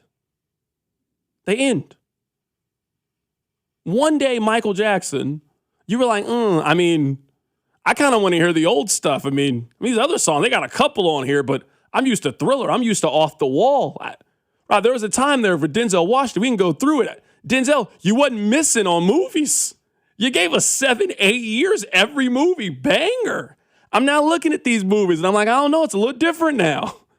Some of these movies are forgettable now. That's everybody. Jim Carrey. We can go countless number of people. So I think with Harrison Butker, again, I'm not saying he can't ever hit a big kick. He won't ever hit a big kick. But I guess to me, the story of Harrison Butker is kind of like what we've been doing with the Chiefs. All of those great 2024 stories are not helping you win games in 2026. It is a what have you done for me lately kind of league. And what you did in 2024 was great. What you did in 2023 was great, phenomenal. They will tell the story of that as long as the NFL is around. It will always be a portion of time that was measured by your dominance, how great you were over everybody else. That time with Harrison Butker is coming to an end, and it is now time for you to find the new version of Harrison Butker, and you can do it. But to that point, you still every once in a while see the 2024. That 69-yarder was cool, but just then following it up with a missed kick and a missed extra point is less cool. It's just for sure. That's what happens to 30-year-olds. They become inconsistent. Every player we talked about who is aging out of the run, the equivalent for them exists for Harrison Butker too. We just don't talk about kicker the same way we talk about the other positions. Yeah, for sure. Someone said, when did this become old for kicker? If you want my theory on it, I think maybe the expiration has kind of been accelerated with kickers because their legs are so much stronger than they were before. They're kicking field goals now. Think about how risky a 50-yard field goal used to feel 10 years ago. A 50-yard field goal felt like a coin flip. We as a football society are now, if you miss a 55-yard kick, we're mad that you missed a 55-yard kick. So they're thinking, what? That's half the distance of the field. The field is 120 yards when you factor in the end zone. You kicked it 50. You missed a 55-yard kick. You missed two of those. You can get fired now in the National Football League. So yeah, I think as kickers have had to get bigger, stronger, their legs, you got to kick it more. It's just more wear and tear on the position than ever before. So yeah, I think some of that's just the accuracy now is dipped a little bit before than where, like a guy like Cameron Dicker, for example, guy hit 94% of his kicks last year. Harrison Butker hit 86% of his kicks. When we're talking about field goals and those one or two misses could be the difference in you winning and losing games, that stuff adds up over time. I'm trying to pull up the stats real quick because Justin Tucker was the same thing. You started to see the wear and tear. Yep, here you go. Justin Tucker at 32 years old was making 94% of his kicks. And then it was over. And then at 33, it was 86. And then at 34, it was 86 again. And then at 35 years old, when they eventually cut him because they found out he was gross, he was only making 73% of his kicks. It happens. It was over way before then, I thought, with him. But you're 100% right, though. It was pretty clear the last couple of years. I'm going to say, and someone's like, when did 31 get old for a kicker? Well, at 32, Justin Tucker was still good. And at 33, he was not good anymore. And you wouldn't want him as your kicker. It was very clear. At 85%, that's not the same guy we used to. He also had the lowest percentage of extra points made in his career at that point. It was time for Justin Tucker. 32 years old. That's the age that Harrison Butker is approaching. I want to play this audio for you. This is John Gruden. John Gruden, I would say, is an example of what we were talking about earlier. Here's John Gruden. It's not cold, and he drilled it. He might have got this, I think. He absolutely got this. 69 yards. Are you kidding me, Coach? He'll kick your Butker, won't he? This guy's something else. Every time I come to town, Harrison Butker lights it up. I should be his agent. 69 yards. Are you kidding me? Earlier, we were talking about Deshaun Watson, and what we were talking about with Deshaun Watson is you have to pick which one you're going to be. And someone made the analogy, it's like we have in music. This is a really good text. In order to be in a band, you got to be two of the three: good, reliable, and or fun. I think John Gruden, probably a little inappropriate. I think we got a lot of reason to believe that he's inappropriate. You know what John Gruden is, though? John Gruden really loves football. He communicates that love of football. He seems like a fun guy you'd want to be around.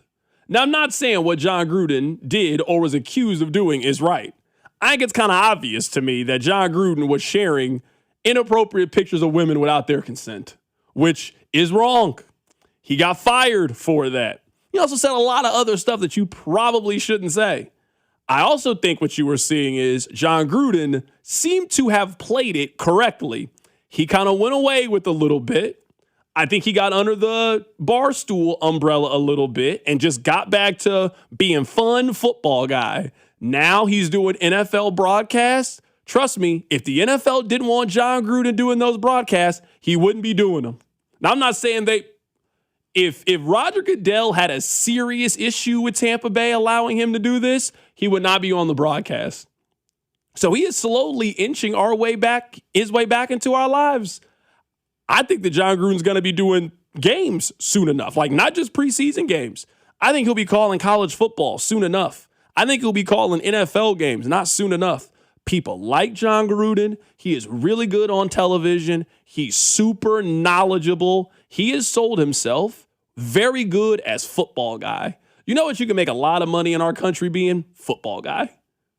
A guy that knows what they're talking about, a guy that's real fun, a guy that can communicate to the casuals very well. You can make a lot of money doing that. So it goes to what we were talking about, Rob, with Deshaun Watson. Deshaun Watson, you had two choices. You either needed to be really, really good at football and just block out the rest of the noise, and then people will just defend you because you're really good at football. I mean, that happens too. They might still think you're nasty, but you're our quarterback. Hey, we're winning playoff games.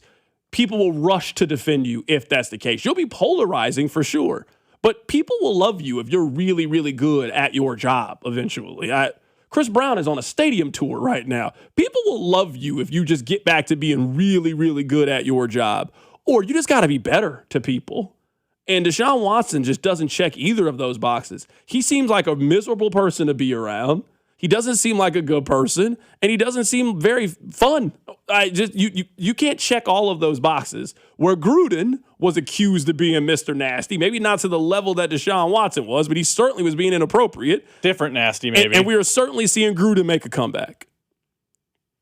I understand your analogy. I think one thing where it falls apart is I think John Gruden still wants to be an NFL head coach, and I think that time's over. I think that time's over. And I think that now maybe John Gruden is more honest with himself than I think he is. If John Gruden thinks I'm going to be color commentator guy, one day he can be on CBS again. I agree. One day he can be on Fox, pick a network. I don't know, maybe he'll do Monday Night Football again, but I think he could be that guy again.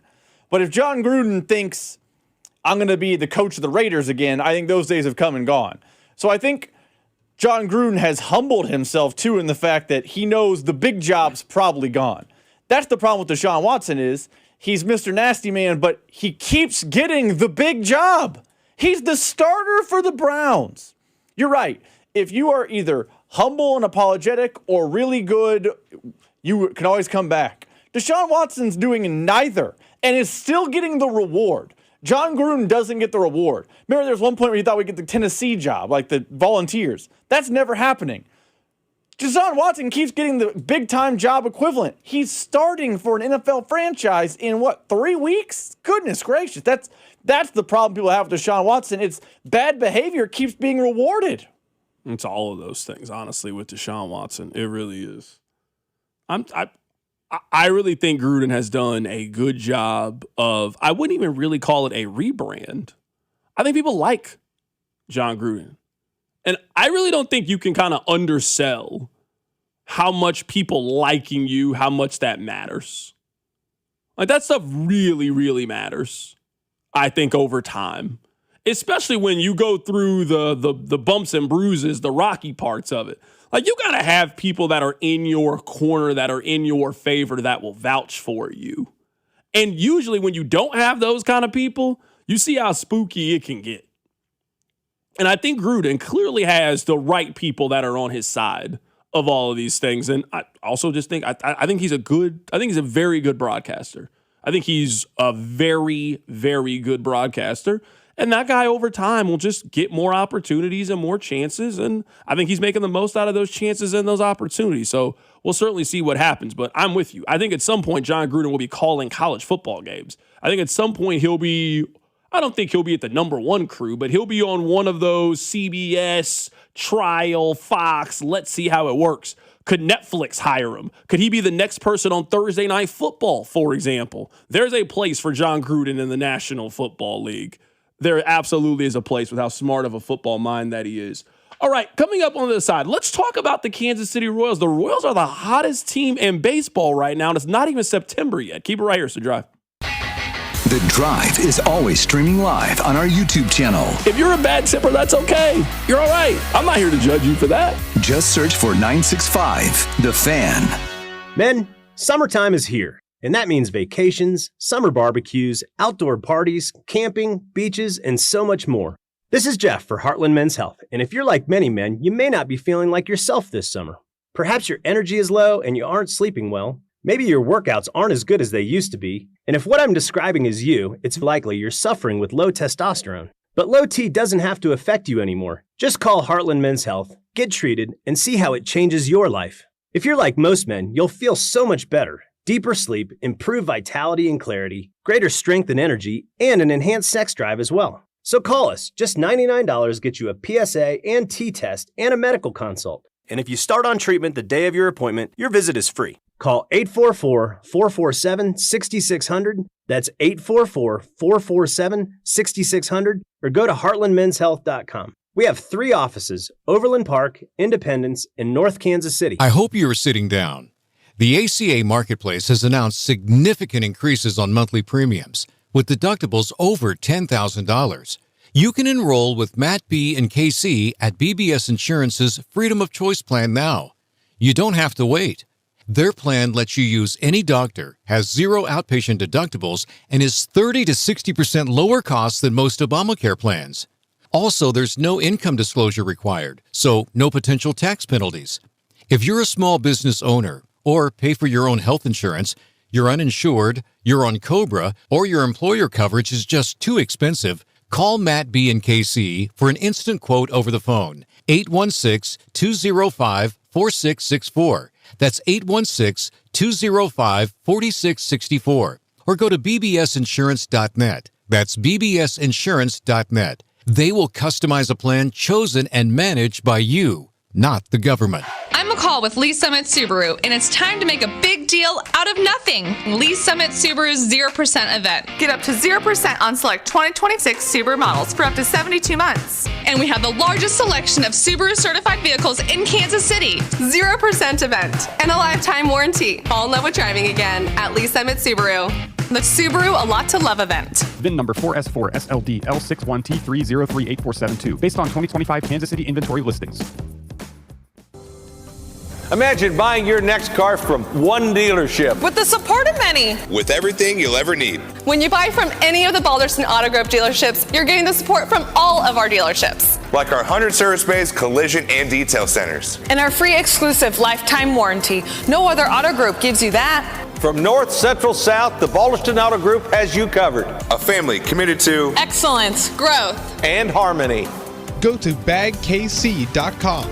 One contractor, all things parking lot. That's who they are, over at Gann Asphalt and Concrete, a locally owned and operated company who is ready to take on that project for you. Whether it be commercial paving services, asphalt services, or any large-scale project. The first thing a client sees about your business is the parking lot, and Gann Asphalt and Concrete is ready to make sure it gives the right first impression. Trust a locally owned and operated company who is ready to do that work for you. Give them a call, 816-688-3512, or check them out at GannAsphalt.com. For all the things you have to do and places you need to be, let Uber take you there.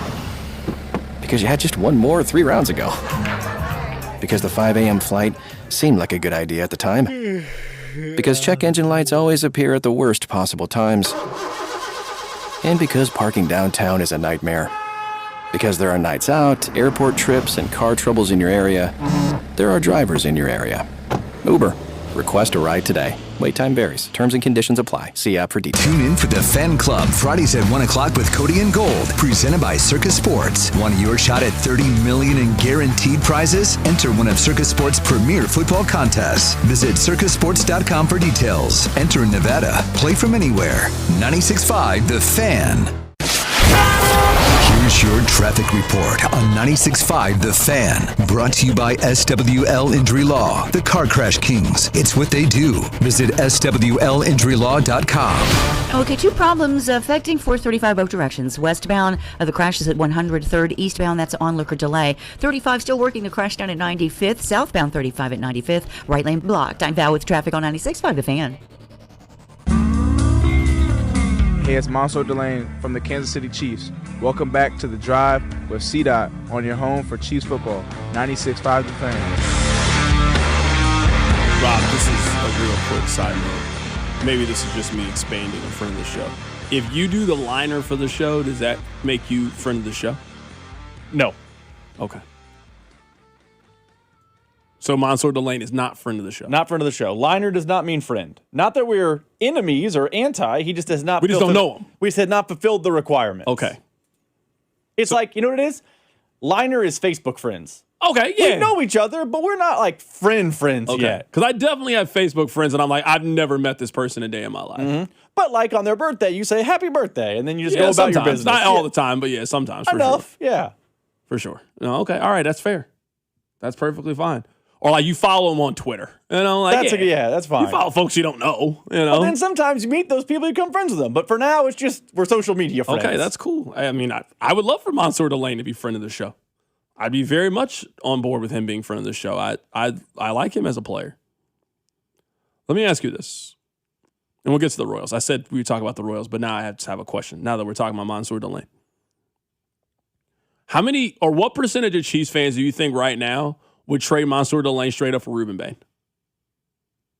After watching Ruben Bain play in the preseason game against the Chiefs, he looked good. Now, I mean, he's going up against a undrafted right tackle, but he looked good.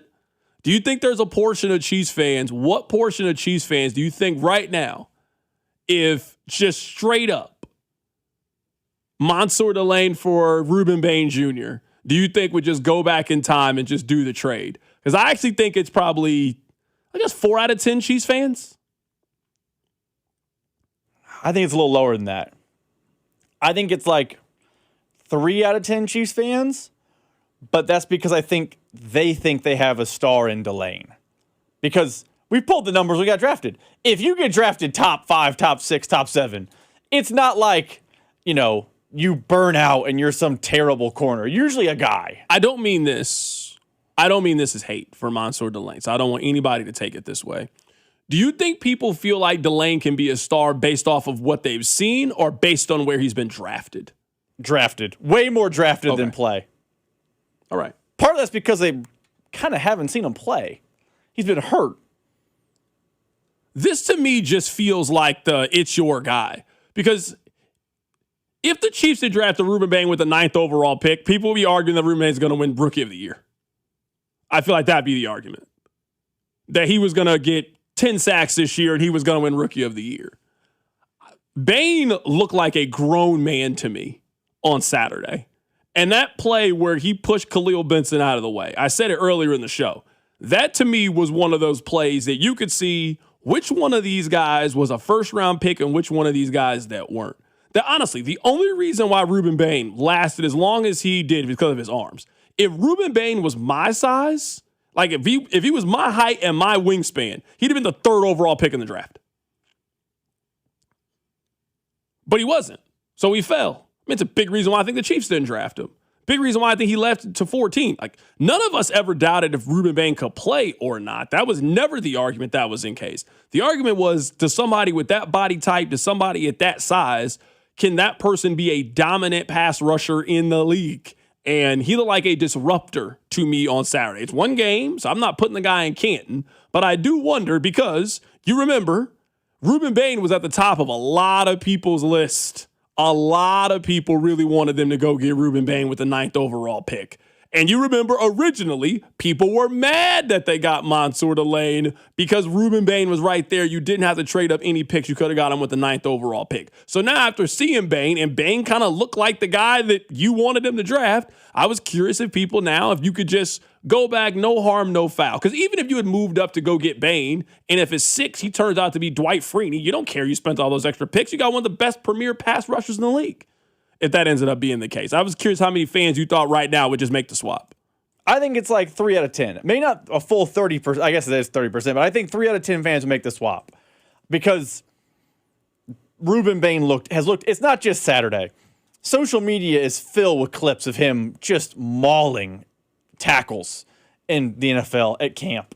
They did one of those joint practices, and he's just embarrassing people. I think Ruben Bain's arm length got in the way of a lot of people's mindset of what does or doesn't make a good edge rusher, and that's why he fell. I think 3 out of 10 Chiefs fans would say, I prefer to have the pass rusher, which is also an indictment on the pass rush they have. Like one texter says, no, I wouldn't do that trade. They didn't have any cornerbacks after Trent McDuffie. I trust the Chiefs to fill the secondary. I don't know I trust them to fill edge rusher without a guy. And maybe this is just I'm stuck on it and I just have to get over it. It has been very interesting to see the text line come around on Mansour Delane in real time. Because, Rob, we could go back and find the open from the day after they got delayed. And you remember, I was one of the few people that liked the move, and people were telling me I was wrong because they wanted them to go get wide receiver or pass rush. Now the text line is sold on Mansour Delane. Good. You know I'm always on the side of going to get corners. I like when you go get corners or those kind of guys. So I'm looking at the text line right now. The sentiment right now with Delane over Bain was not the sentiment that existed 5 months ago. Not at all. And I would say that neither one has really done anything to make you feel worse or better. They're both really good prospects coming into the season. That's fair. I think fans' frustration, and we could replay the open. I think fans' frustration with the Delane pick was not the player, it was the process. And the process will continue to be something that I think may bothers fans because one of our texts here, it was just a bad trade to go up and get Delane. I think Delane can be a good player, but fans always feel a way about jumping up 3 spots to get a guy that they believed would have been there at 9. That's fair. We'll never know. I don't think he was going to be there at 9, but I get the sentiment that people feel that way. I feel like we have enough examples to tell you that was not going to be the case, that the reason the Chiefs went up to do it is because they were confident that Mansour Delane was not going to be there and they wanted to go get their guy, and they got their guy. So, yeah, go get your guy. That's what the draft is for. Go get your guy. Rob, do you see what the Chiefs are the Royals about to do? Because I can't be the only one that can see what the Royals are about to do. I mean, I see it coming from a mile away, what they're about to do. I'll tell you what they're about to do. The Royals are playing really good baseball right now. There's no question. They are one of the hottest teams in baseball. They have won 8 in a row. They've won 9 of their last 10 games. No question. It also perfectly coincides with they started getting healthy. Remember they had that stretch where they started getting everybody back? Vinny came back. Miguel Garcia came back. Bobby got healthy. And they started playing some of their best baseball. They did. No question about it. They started playing their best baseball. You can see the Royals talking themselves into next year how close they were. They just got to make some changes to the bullpen and they'll fix a lot of their problems. I think you can see that coming a mile away with the Royals. Maybe I've just been fooled too many times by this, and I'm jaded in this conversation. But from a roster building standpoint, I've seen this before. The Royals get hot during a time in which it means absolutely nothing, where they just win a bunch of games. They were 50 and 74, like winning 8 games in a row. I mean, cool, I guess. I mean, they still have the third worst record in the American leagues. I mean, okay. I'm seeing people mention how far they are from the wild card. Okay, like, I don't know why we're doing this. They're 16 games under 500 with a minus 90 run differential. We got a lot more conversations we need to have before we get to can they compete for a playoff spot. But I think they're going to avoid 100 losses. For sure, they're avoiding that. They might avoid 95 losses this year. Like, yeah, they're not as bad as it felt like they were at. But what I don't want the Royals to do, what I feel like we've seen them do plenty of times, is they will convince themselves that the 40 games was the real version of them and not the 120 games that we saw before. And I just want the Royals to be active. I want the Royals to be aggressive. I want the Royals to shake the formula up a little bit. I think they got a little bit stagnant over the last couple of months with their roster and how they built it. And I just want them to go into the offseason with a completely new mentality. Fern has said it multiple times on postgame. He said it on this show. He said it on Dusty's show. He said it on Fesco's show. He said it on Cody and Gold. He said it everywhere. This club needs a trade that shakes things up, that jolts the clubhouse. It doesn't have to be Will Myers for James Shields, but that's the analogy everyone's going to make. They need to do one of those things to change the status quo and show the fan base we're serious because we did blank. I am hoping you're wrong and they aren't setting up a PR campaign of, see, we made a few bullpen moves and if we're healthy, we're back. That's not the energy I want the Royals to have. All right, coming up on the other side, there is a list that is circulating right now. And I think this list and the names that are on it and the names that are not on it go to speak about where I think the Chiefs need to be and what I think is most important this season. I'll tell you what it is. Keep it right here. It's The Drive. You're listening to The Drive with Carrington Harrison, the go-to show for dating advice you didn't ask for. If you got to ask your girl to help on the bill on Valentine's Day, you've done something wrong. On your home for Kansas City sports, 96.5, The Fan. Here's your traffic report on 96.5 The Fan. Brought to you by SWL Injury Law, the Car Crash Kings. It's what they do. Visit SWLinjurylaw.com. Okay, two problems affecting 435 both directions. Westbound, the crash is at 103rd. Eastbound, that's onlooker delay. 35 still working the crash down at 95th. Southbound 35 at 95th. Right lane blocked. I'm Val with traffic on 96.5 The Fan. This report is brought to you by Go Car Wash. It's your time to go shine. For limited time at Go Car Wash, mention radio and get any wash for just $5. Yep, any wash. That's up to 80% off our best wash. Visit Go Car Wash today. It's your time to go shine. This is the story of the one. As a maintenance engineer at a beverage manufacturing plant, he starts his day knowing every line is ready to run because Grainger delivers the industrial-grade products he needs to keep mixers, conveyors, and packaging equipment moving. With Grainger's vast selection of bearings, belts, and motors, he keeps operations running smoothly, so nothing grinds to a halt. Call 1-800-GRAINGER, click Grainger.com, or just stop by. Grainger, for the ones who get it done. It's Chiefs season at Harrah's Kansas City. Every Saturday in August, the excitement kicks off at 6 p.m., where every 15 minutes until 10 p.m., one lucky guest will win up to $2,000 in free play. Then at 10 p.m., one grand prize winner will score a pair of Kansas City season tickets. Wear your red, bring your lucky game day spirit, and join us every Saturday in August at Harrah's Kansas City. Big prizes, big excitement. Don't miss your shot to win. 21 or older to gamble. Know when to stop before you start. Gambling problem? Call 1-800-GAMBLER. A dark night. A quiet suburb. But for one family, danger lurks just downstairs. Oh, no. That's just my husband getting a midnight snack. Guilty. But We have Xfinity Shield. It has a built-in Wi-Fi feature that detects movement without cameras. well, what they didn't know is that an even bigger threat lurks online. A hacker. Actually, Xfinity CyberSecure protects our connected devices, too. Okay, fine. But what they didn't see coming Is that these features are included with our Wi-Fi? We did. Kind of the whole point. well, this one's not getting a sequel. What if protecting your home and devices could be drama-free? Introducing Xfinity Shield, with Wi-Fi features designed to give you peace of mind.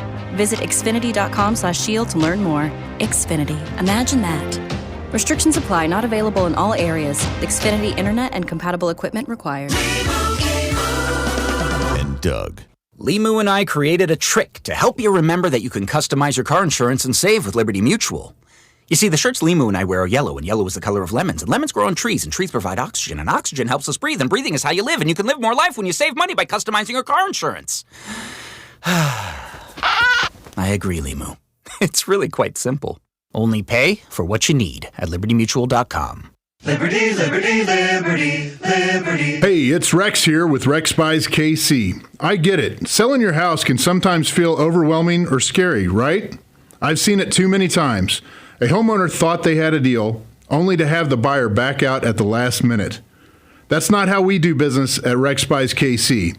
I'm local, I know Kansas City, and I make sure every deal actually closes like it's supposed to. No hidden fees, no showings, no last-minute surprises, just a fair cash offer and a process you can count on. We buy homes in any condition and judgment-free. So whether your house needs repairs or you just want a fast, hassle-free sale, we can make it happen. If you want certainty, transparency, and someone local who actually delivers, call 816-330-6000 or visit rexbuyskc.com. Rex Buys KC, helping people make smart choices one home at a time. 816-330-6000 or rexbuyskc.com. BetMGM, official partner of Major League Baseball, is bringing the high heat all season long. All season long, you can log into the BetMGM app and receive top-tier promos that put you in the batter's box and up the excitement for America's pastime. Step up to the plate all season long with Swing for the Fences, the free-to-play game where every swing could score you rewards. We're talking parlay boost tokens, odds boost tokens, same-game parlay boost, and even bonus spins all season long.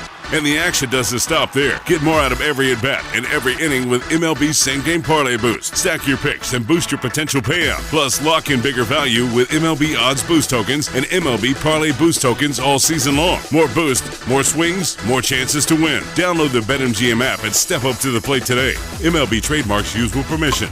BetMGM and GameSense remind you to play responsibly.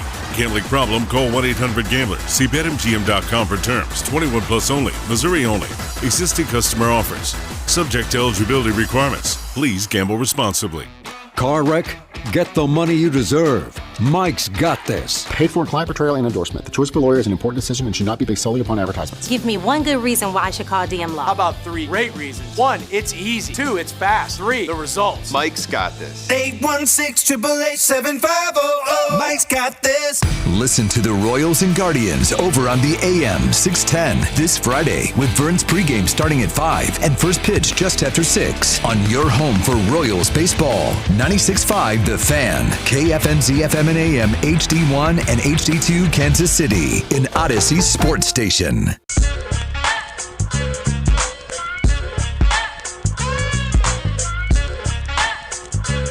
Congratulations on getting through a good portion of the day. We still got ways to go. It's a little rusty, Rob. It happens. It happens.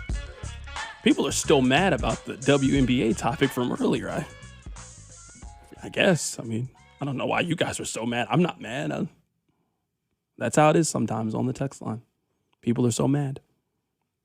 This is what I want to talk to you about, Rob.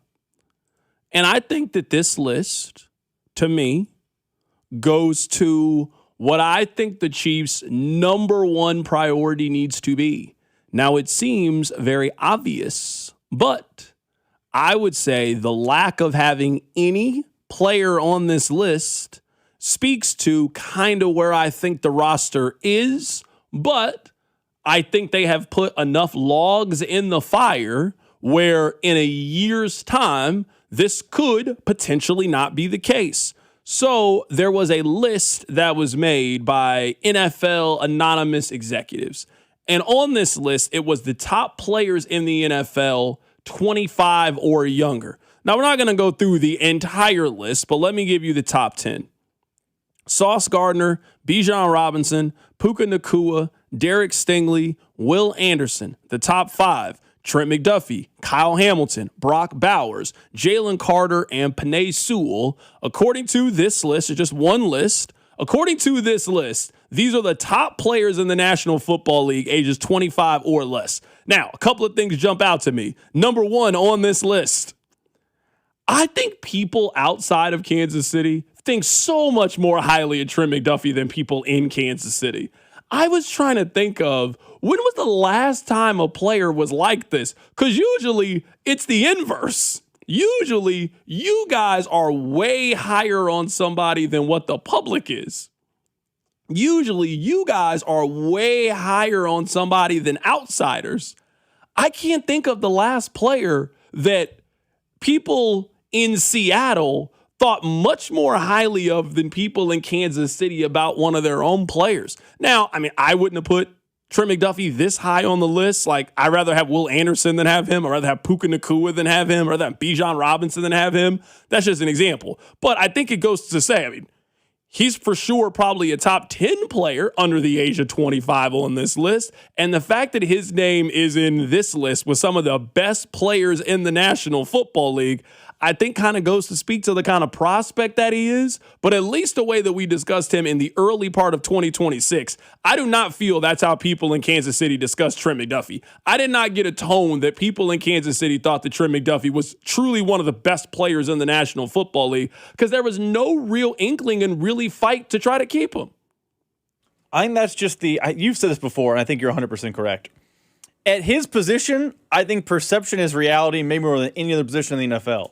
There was a thought that he got cooked by A.J. Brown in the Super Bowl. There was a thought that against top receivers, he stunk. Even though none of the numbers bore that out, there was a thought that, if you have an elite guy, he's, barbecue chicken alert. The NFL doesn't feel that way. The stats don't show that. I think fans got in their head because he had one bad moment in the Super Bowl, and since then, fans have thought he is, a man on an island. We can't do anything with him. So that's why I think fans gave up on him faster than maybe people outside of Kansas City. So that's one thing that stands out to me as well, right? Stands out to me, the part about Trent McDuffie, and the fact that I think he is one of the few Kansas City athletes that I think more people outside of Kansas City appreciate him than people inside Kansas City. Also, there's not a Chiefs player that's on this list and not a Chiefs player under this age that I think is even close enough to being good enough to be on this list. That's a problem with this roster. In my opinion, we can talk about all the different things about the Chiefs roster. All the different things. I would say the two biggest issues with the Chiefs roster is this, in my opinion. I don't think they have enough elite players on their team anymore where they used to. They used to have a lot of elite, high-end players that guys we consider not only to be the best at their position currently in today's NFL, but also in the history of the National Football League. I also don't think they have enough good young players. Now, that's part because you've now turned over your roster. And R. Mason Thomas, how can he be on this list? He's never played in a game. Ashton Gelati hasn't got enough time, enough reps to be on this list. The number one thing that the Chiefs need to start doing is they need to start developing these kinds of players that are worthy of second contracts. They have to get to the point where whenever you develop Cooper DeJean, the conversation is not how quickly can we trade him, what can we get back? No, the conversation is we have one of the best players in the league, we need to keep him. When you got a Devon Witherspoon, when you got a Quinyon Mitchell, when you get, I know he just got traded, but I mean, you traded Jared Verse for Myles Garrett is what you got in return. And I'm going to guess that Cleveland is going to sign him to a second contract. They used to have this on their roster. I think they have now turned over their roster trying to get those guys again.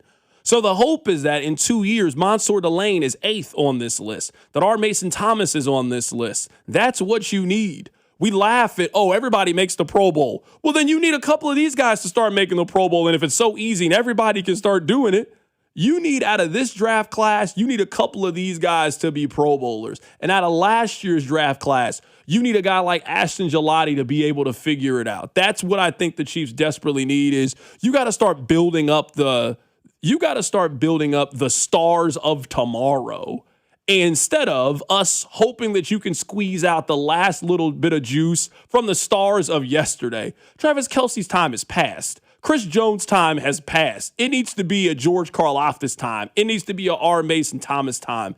Ashton Gelati. It needs to be more about those young players. And those are the guys that are going to carry the banner. And whenever you get to your next playoff game, when you win your next game, when you host your next AFC championship, you will be there because you developed those players. how much of this is an indictment on, if maybe it's all of it, is an indictment on Brett Veach? Because you're right, they are turning over the roster right now, and they're hoping Delane, they're hoping, Josh Simmons, they're hoping these guys end up on that list in 2027. And on August 24th, when we do the show again in 2027, they're like, man, the Chiefs have 4 guys on that list. That's awesome. But you look at the 2023 Chiefs draft, you look at the 2024 Chiefs draft. Those are the guys who are 23, 24, 25, 26 in this roster. Those are the guys who are in their prime, and none of those guys are sniffing this list. The closest guy might be Suamataia.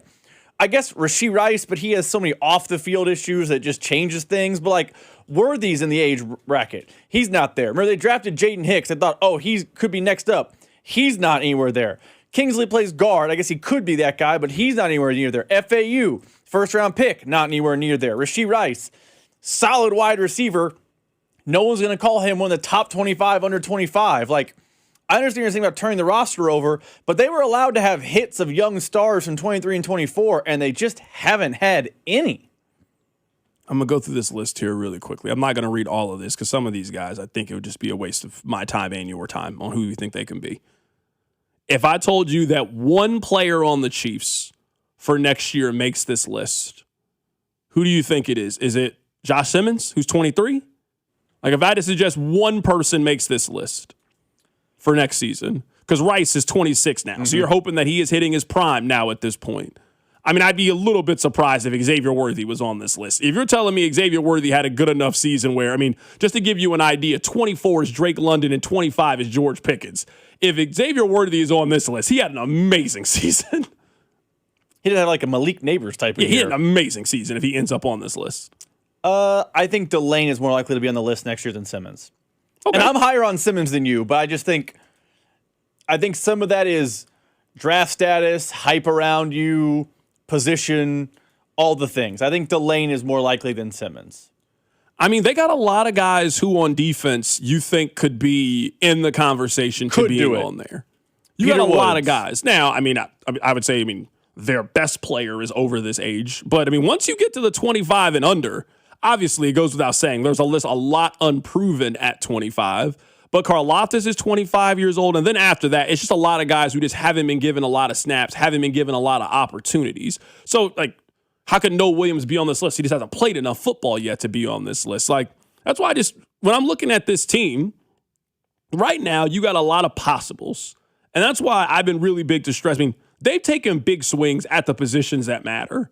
You took a big swing at defensive tackle. You took a big swing at cornerback.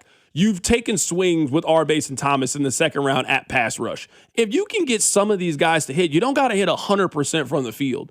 But if you can hit 60% from the field and you got to impact defensive linemen, you got to impact cornerback, you can turn one of these wide receivers' career around. If you can start to get more of those guys in the prime of their career, and then you sprinkle in a little bit of the age and experience. The Rams roster is just not all young guys. Yeah, you got Myles Garrett who's been around. You got Matthew Stafford that's been around a while. But you also have balanced that out with Puka Nacua. You've also balanced that out with Jalen Watson and Trent McDuffie. And you drafted Jared Verse and developed him and then turned him into this player. So the Rams, to me, have shown a really good balance of those two things. I think the Eagles roster has a pretty decent balance of those two things. The Eagles do a good job at developing and creating stars. The Chiefs, you want to see them develop some of their stars as well on both the offensive and the defensive side of the ball. Coming up on the other side, earlier today, I got a chance to be joined by Chico Borman in Cleveland. We'll get the latest on Deshaun Watson, who is now the starting quarterback for the Browns. That's all coming up. Keep it right here, so drive.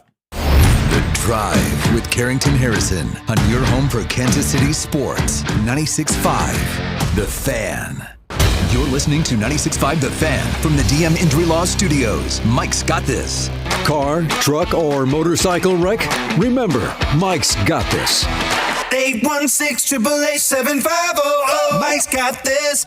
Hey, let me tell you guys about my friends over at Gates Barbecue. And with 5 locations around town, you are never too far away from the best barbecue in Kansas City. So it doesn't matter if it's just you and the wife going out for lunch, go pick up the nooner. Maybe you're grabbing dinner. So you want to get 2 beef on buns. Maybe you want to get a mixed plate because it's just you eating. Maybe you're hosting a watch party and football is right around the corner and you plan on watching a little week 0 college football action. Well, make sure you got your small party tray. Make make sure you got your large party tray. Maybe you're having people over to celebrate the start of the football season. You know the holidays are right around, so you want the presidential platter. You know, with any Gates order, you got to make sure that the sides are absolutely on point. So you already know about the classic fries. Got to make sure you get the seasoning on there. You got to get the burnt mac. That's starting to be a must every single time I go in there. You get the mac and cheese. They also get the burnt ends. They top it on the macaroni. Let me tell you, it's fantastic. It doesn't matter what your barbecue needs are. With football right around the corner, the holiday right around the corner, make sure that whatever it is, it includes our friends over at Gates Barbecue. America is turning 250 this year, and Circus Sports is celebrating by offering all users in Missouri $250. Dane Hughes here, and for everyone in Missouri, all you have to do is deposit $250 on your Circus Sports app. Then play through that deposit. Once you do, Circus Sports will reward you with $250 right in your account. This is available for everyone in Missouri, new and existing users. Celebrate 250 years and find out more at circusports.com today. Must be 21 or older in Missouri. Gambling problem? Call 1-800-GAMBLER. When a pipe bursts or your AC quits, you don't need a quick fix. You need a team you can trust, and that's Ready Services. They have been that team for more than 6 decades. Family owned and operated, celebrating more than 60 years keeping Kansas City comfortable with expert HVAC, plumbing, and drain cleaning. Get honest repairs at the right price, never high pressure sales at Ready Services. Go to REDDIservices.com and get the job done right the first time. That's Ready Services, REDDIservices.com. Liberty Mutual customizes your car and home insurance. And now we're customizing this rush hour ad to keep you calm, which could help your driving. And science says therapy is great for a healthy mindset. So enjoy this 14-second session on us. I think you've done everything right and absolutely nothing wrong. In fact, anything that hasn't gone your way could probably be blamed on your father not being emotionally available because his father wasn't emotionally available, and so on. And now that you're calm and healing, you're probably driving better too. Liberty, liberty, liberty, liberty. That'll be $84.52. Perfect. Grab the bags, honey. Mom, why do you always check your phone before we pay? I'm just claiming my cash back on the Upside app. Since we're getting the groceries here and we filled up the car on the way, I've already earned enough this morning to pay for that pizza night we're having Friday. Wait, so the app pays for pizza? Not exactly, but the cash I earn on stuff we need helps us pay for the stuff we want. It's just a little win for our family every week. Get more out of your everyday. Upside is the free app that gets you cash back on routine purchases like gas, groceries, and dining out at more than 100,000 locations nationwide. No points, no rebates, just cash back straight to your wallet. Download the free Upside app and use promo code WINNER to get a $5 bonus on your first purchase. That's promo code WINNER to get a $5 bonus. Remember, use promo code WINNER. Offers vary by user and location at participating merchants. Go to upside.com for terms and conditions. At Allstate, we know second chances are important to you, so they're important to us. That's why with Allstate's accident forgiveness, your rate won't go up just because of an accident, even if it was your fault. So while you might find yourself wondering, how long will this take or what will this cost? You won't have to question your rate after an accident. If it's important to you, it's important to us. You're in good hands with Allstate. Not available in every state. Optional policy feature terms apply. Allstate North American Insurance Company and affiliates, Northbrook, Illinois. Hey NFL fans, Netflix has can't miss action this season, starting with the league's first ever regular season game in Australia as the Rams take on the 49ers live from Melbourne. Then stick around for Netflix's first ever Thanksgiving Eve matchup, a Christmas Day doubleheader, and a Week 18 finale. It's a massive season of NFL action. Watch Rams versus 49ers Thursday, September 10th at 8:35 p.m. Eastern, live on Netflix. Chiefs coverage sponsored by Park & Go, your home field advantage for airport parking. Sun, sand, and stress-free travel start with Park & Go, the best deal on airport parking. Keep your car cool with all covered parking and enjoy fast shuttles right to the terminal. Reserve your spot now at bookparkandgo.com. Park & Go, family-owned, customer approved. Here's your traffic report on 96.5 The Fan. Brought to you by SWL Injury Law, the Car Crash Kings. It's what they do. Visit SWLinjurylaw.com. We've got a crash. Okay, so several cars involved. 35 northbound at Santa Fe. Southbound side, I see some onlooker delay. Let's try to keep it moving as quickly as we can. We do have a crash, though, at 35 southbound and 95th. That's in the right lane. 9-hour traffic on 96.5 The Fan. This is 96.5 The Fan, your home for Chiefs football. Rob, I'm going to play this audio here in a little bit, but have you ever seen somebody and you were like, oh, they're not as big as I thought they were? Have you ever seen that before? Text line, I'm sure you've been in this situation. You want to know who I ran into recently? Tyrone Woodley. Ran into him. I was looking at him and I was like, that guy's not as big as I thought he was going to be. Now, I mean, I would never cross the guy. I would be You gonna go tell him? Be a death sentence. But you were just seeing somebody and you were like, I was like, that guy, he's a little guy. That's what I was thinking to myself. I was thinking, oh, he's a little guy. I remember I felt that same way. I was a kid and I met Priest Holmes. You remember when they used to do those little TV coaches shows, little KCTV5 locker room shows? I remember when I saw Priest Holmes. Now, he was one of the more muscular human beings I had ever seen before. I mean, he was built Ford tough. He was built like a truck. I mean, he was a stocky individual.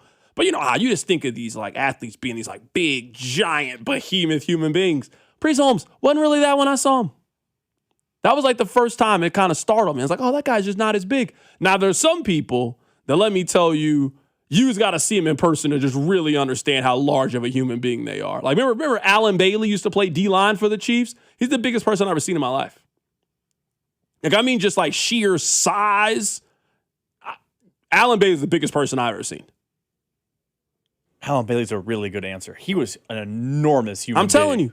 I've seen Willie Roaf a couple times in person, too. Yeah. A big human being. You just see kind of, some of those people. So, yeah, that's the extreme on both sides. I saw Tyrone Woodley, and I'm thinking, I'm bigger than him. I was much taller than him.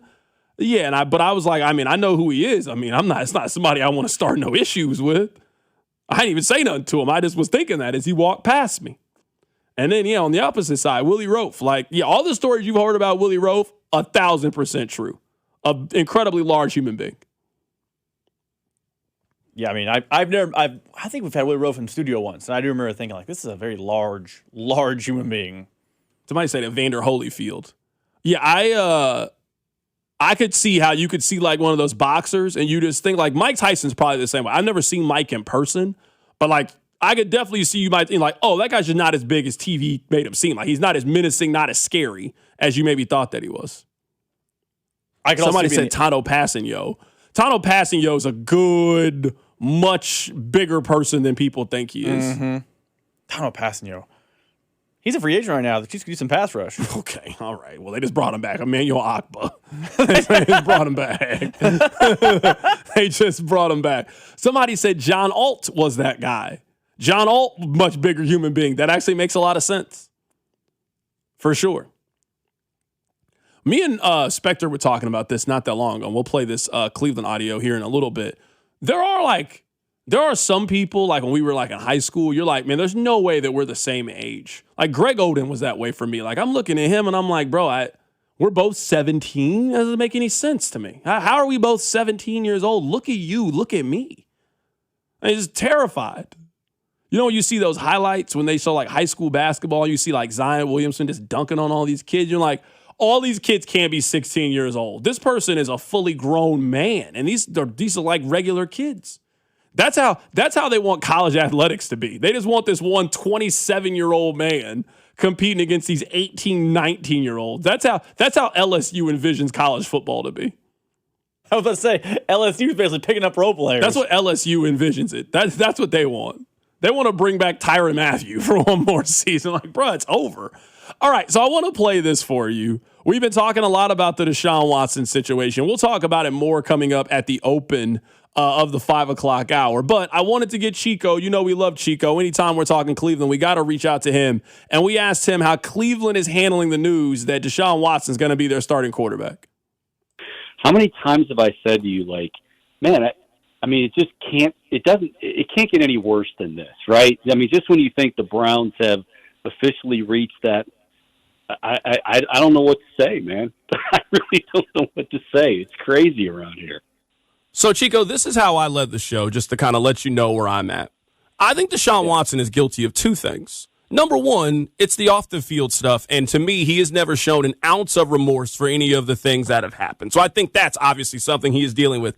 He's also not good. You got to pick one of the two. You either can be a tough SOB or you got to be a really good football player. You can't be both in this scenario, at least to me when we're discussing Deshaun Watson. And when you combine all of those things and just his attitude, his demeanor, I think it was a powder keg on Saturday that eventually just blew up. Bullseye. I mean, you're exactly right. And here's let's just deal in reality here. The reality is, and this right or wrong, fair or unfair, sports is the type of thing where, you know, off the field you had some stuff and it was, you know, it's been bad and whatever. But ultimately, again, right or wrong, if you play well, fans will look the other way. If you show a bit of remorse for what you've done, just a little bit, fans they're quick to forgive. It's how it works in the world today. This guy, as you said, has done neither. Like, I mean, for him to come out and say, this isn't performance-based, it's personal. Well, it's definitely personal, but, oh, yeah, it is performance-based because you've either been injured, suspended, or played terribly. And he's never been accountable for anything. And, I mean, it's just the fan base, listen, the fan base does not deserve this from him. It doesn't deserve it from ownership. At some point, you just say, enough is enough. And I don't know when that is exactly, but, you know, to go back to what you said, you nailed it. And unfortunately, Deshaun Watson is a perfect example of not being able to do either of those things, even remotely close. Chico, it's funny, you know, I'm based in Kansas City. I mean, I saw Chiefs fans treat Tyreek Hill like he was Nelson Mandela for a time. And I'm sitting there thinking, like, hold on, we know he's not that. Like, all right, he's fast, but come on, we don't got to act like this. So you got to pick one of those two. What was the fan reaction to Saturday's press conference? What has been the fan reaction to the news today? Well, today, I mean, they are, because, again, the reaction now is to Todd Monken saying Deshaun's our starting quarterback, okay? And I think I was with you, I want to say a week or two ago, before this press conference Saturday took place, as you mentioned, a powder keg. It was just amazing. And I think I said to you, like, you know, I think they're probably going to go with Watson anyway, because if you – I can't believe I'm about to say this, but if you look at it logically, you start the guy, Deshaun Watson, the veteran, and he's probably not going to do that well. The team's probably not going to do that well. And then when you finally turn the reins over to Shedeur Sanders, well, here it is, kid. Prove it to us, prove to the fan base, prove to everybody that you're our guy, and we'll give you the rest of the season. Well, that went right out the window. So, like, that whole process after Saturday, fans were beside themselves, as they should be. I mean, this guy, here's the reality. This guy is fixing his diamond stud earring as he's talking to fans about how he's a victim. And let me be the first to say, hopefully I don't have to say this, but I will. Nobody advocates somebody cheering or booing when somebody goes down and gets injured. I mean, but they did it to Tim Couch. Tim Couch is the Pope compared to this guy. I mean, I don't. And then Todd Monken to say, and Monken he kind of set everything up yesterday. He's like, well, if people think that because of what he said in the press conference is going to affect my decision, you know, it's not going to happen that way. I really don't blame Monken in this. Like I said, I think this is at the top. I think, you know, much like Stefanski when they fired Alex Van Pelt and Ken Dorsey comes in, it's like we've got to do everything we possibly can because our inept owner gave up 3 1s, 2s, $230 million guaranteed. We got to do whatever it takes to make this guy comfortable, if that's possible, and see if he can make this work. And so, you know, I want to believe that, yeah, Todd Monken based this on, but he said, we're paid to win games. He just said this an hour ago, C-Dot. I'm paid to make these tough decisions. We're paid to win football games, and sometimes that doesn't. Well, if it's performance-based, please explain, show your work on this. Where are you looking at his performance? Not to mention a ridiculous press conference. Where are you looking at his performance and saying, yeah, you know what? He's clearly our guy. It's just the whole thing is just a big circus, and it's been for so long in Cleveland. And like I said, the fans just don't deserve this. I'll get you out of here with this, Chico, and I appreciate your time. I think we would agree that Deshaun Watson is not making all 17 starts this year for the Browns. If you had to pinpoint it, I'm looking at Sunday, October 11th on the road against the Jets. To me, feels like a really good place for him to start. Cleveland gets off to a slow start. Maybe they're 1-3, feel like they need a spark. Jets also kind of in the same spot that the Browns are in. Seems like a good place to throw Shedeur in the mix and give him an extended amount of time. When do you think Shedeur eventually gets on the field? Because he is getting on the field at some point this season. Yeah, no question. I mean, I would say you give this a couple of weeks, 3 weeks. You mentioned the Jets game. They want to turn this over to Shedeur. But I think they had it in their heads. Their minds have been made up for a while, C-Dot. And I think regardless, and this is what really irritates the fan base and nationally, it's not just here in Cleveland, is that how can you just watch what happened on Saturday? Not only his play, which he was terrible, Deshaun Watson, but then what he says, and just say, well, you know what, he's our guy. But that's exactly what they've done, because there's no logic in saying, we like the way he's performed and we like the way that he's handled himself. So I'm with you. Week 3, I think you give him 2, 3, maybe 4 starts. They're not going anywhere this year. Jimmy Haslam almost put his foot in his mouth about a month ago saying that and looking ahead to 2027. It took his son-in-law to step in and say, well, you don't want to go that far. We're still playing for this season. It's a circus. It's absolute circus. And I give it 3 games. And Shedeur Sanders will have it.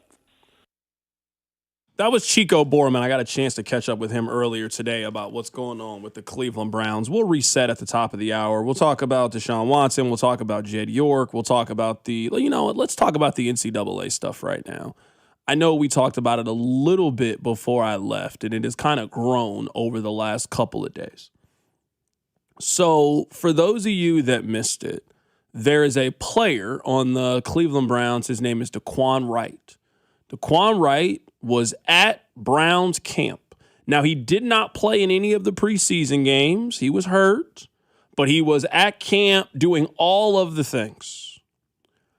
He signed an agreement with LSU that if he didn't make the Browns team and got cut, that he was going to play football at LSU.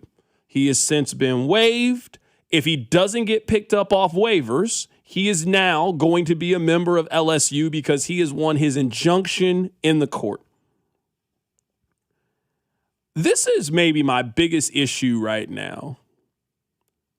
I think some of you think that people like me deserve this. Because for the longest time, people like me, people like Jay Billis, a lot of people, and like making some like which us too, a lot of people were on the side of, hey, these players should be paid.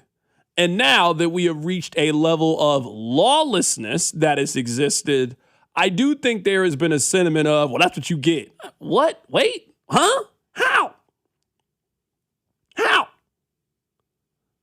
I've given you guys this analogy. I'll give it to you again. I'm not against your kid having ice cream. Your kid should absolutely be allowed to have ice cream. It's a great bonding experience. I don't think your kid should eat ice cream for breakfast. I don't know if your kid should eat ice cream in place of dinner. Your kid would eat ice cream all the time if it was up to them. Of course, they would never eat anything else. The time and a place for anything. Almost all of these rules in college athletics. I don't have a problem with you transferring. I don't think that you should be allowed to transfer 7 times and still keep your eligibility. I don't believe that you should be able to play in a preseason game or be in an NFL training camp and still also maintain your amateur eligibility. This is what I don't get about these college conversations. And I understand we're talking legal and all those things. I'm just talking fundamentally here. I don't know why we're so afraid to let college kids experience what the real world is like. I'm big on, hey, you are allowed a choice. There's 2 envelopes. There's an A or a B. Now, you don't know what behind either door, but you got to make a decision. You can choose to stay in the protection of being a college athlete. You can stay here, and we will take care of a large majority of those things. Hey, we got a little apartment. You ain't got to go apartment hunting. We got you a food plan. We got the best food. We handle everything for you here. They got a good life, and we're also going to give you a bunch of money to keep playing college athletics here. It's a great life. Or you can choose the other door. The other door is uncertain, but you are making the decision as an adult to walk out of this door, and whatever happens, you have to make the most of that situation. And guys are choosing to walk out of the door. I got no problem with that. I'm not rooting against you. Hey, go to the go to the NBA, go to the NFL and have all the success in the world. Live your dreams. But part of being an adult is you try something and you fail. And now you got to go with the plan B, plan C. You got to figure it out. The safety net should not be, well, I guess I can always go back to Ole Miss. Yeah, you can. Not to play football anymore. The moment you step on the practice facility or you go through the NFL draft process or the combine, that should void your eligibility. What are we doing now? If you were on the side of wanting athletes to get paid, I didn't want it to now turn into KC Crew. You can just hire ringers. Wait, your soccer team, your kickball team could be terrible. So you can now go recruit Matt Beasler to be on your kickball team because you was getting thumped at Penn Valley Park. That's not what I think the purpose of college athletics should be. Oh, we're not good. We need a tight end. Let's see who's about to get waived off the Chiefs practice team and we can add them? No, come on now. We know, we all can acknowledge this has gone too far. I just want simple rules. Simple rule. You're allowed one guilt-free transfer. I don't care why you transfer. You could transfer because you grew up in Michigan and you came to Florida and it's too hot and you want to go back home. Great, go back. No penalty. I don't care. Other than that, you either have to transfer because your coach leaves or you got to go down a level if you want to maintain your eligibility. So that's fine. Hey, if you're at Michigan State and it's not working and you've already used up your transfer, hey, if you're willing to go to Pitt State for a year and ball out, hey, cool, you can play football next year. Otherwise, your choice has a consequence of what happened. I think from the moment you attend a college practice, from the moment you attend, it should start your clock. You got 5 years. Unless you're in the military, because I understand there's Army, Navy, and I understand some people, religious reasons. You go abroad and you got to do something. Yes, those are exemptions to this rule. But from the moment you step on campus and start practicing, you got 5 years to play. So if you get hurt, I'm sorry. It's unfortunate. I'm sorry that 2 of your years got gobbled up because you tore your Achilles or you blew your knee out. I'm sorry that that's the case. You got 5 years to play college athletics. I think if we just started with real simple rules like that I think everybody should be on board, I think we could maybe turn this thing around. But I'm at the point now, Rob, I think the government has to get involved. I actually think for the first time, the public and the NCAA are on the same side. I don't think the public and the NCAA have been on the same side for the last 10 years. I actually think the public was changing. I think the public was in favor of them being paid. I feel like the public is still in favor of them being paid. I don't have any problem with them making money. I just want it more regulated like a job. I want a cap. I want to treat it like what it is, a professional sport. That's what I want to treat it like. So there has to be some rules. It has to be governed in some way. We've now gotten beyond goofy. Allowing this kid to play is worse to me than A.J. Storr playing for 9 schools in 6 years. This is worse than P.J. Haggerty. We had a guy who just played in an NFL preseason game who had 2 sacks. Now you're about to go play college football? What are we doing here? That is not the purpose of this. I think, to your point about the public shifting to the side of the NCAA, I think the Sorsby case is what changed public perception. Because remember, everyone thought, okay, Brendan Sorsby, you can't play. You bet on games. Then he sued the NCAA. I don't know how, but he won. He won, and that's when people went, okay, this is a problem. I'm hoping this pro to college pipeline is a one-and-done, one-year situation because it all stems from the 5-and-5 rule where players who are in the 2022 recruiting class get a 5th year of eligibility because of a rule. But if you're Daquan Wright, like, you should not want to go back to college. You should not want to go be a 23-year-old on the campus of LSU as opposed to... Bro. That's what happens. That's the bigger problem. They need a salary cap.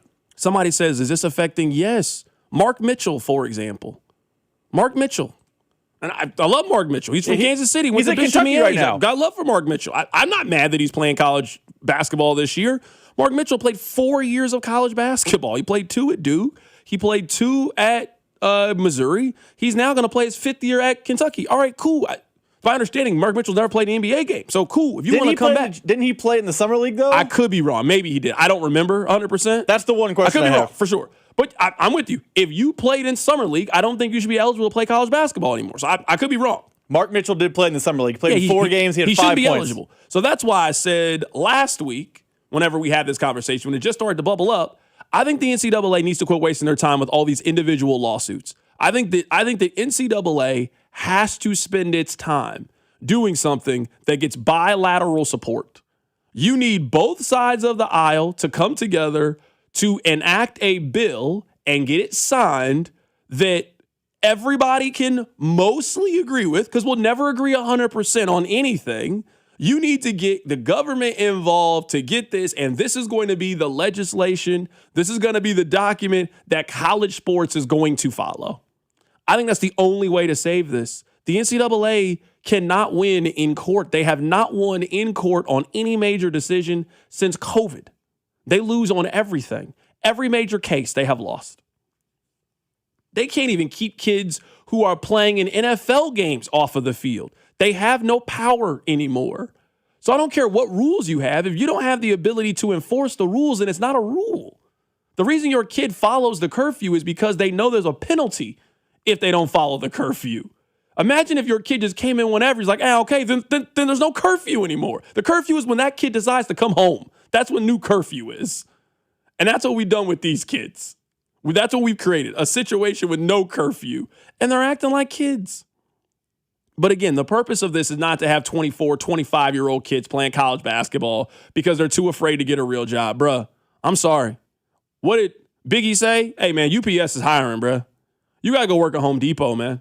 You got a degree, right? What you getting in sports management? Hey, you better go work at Dick's Sporting Goods, bro. I don't know what to tell you. It's over. I'm sorry, it's over. You played 4 years. You played 5 years. It's done. We got to start doing this. Hands together. And I will say this last thing on it too is I'm tired of these coaches complaining about the rules, and then whenever the rule changes, they're quick to jump on it and try to stop it. Come on now. Part of this, it's our fault, is you guys don't stand for anything. You guys stood against Brandon Sorsby. That was it. In the last 5 years, the only thing these college coaches have united on was we don't want that one guy to play.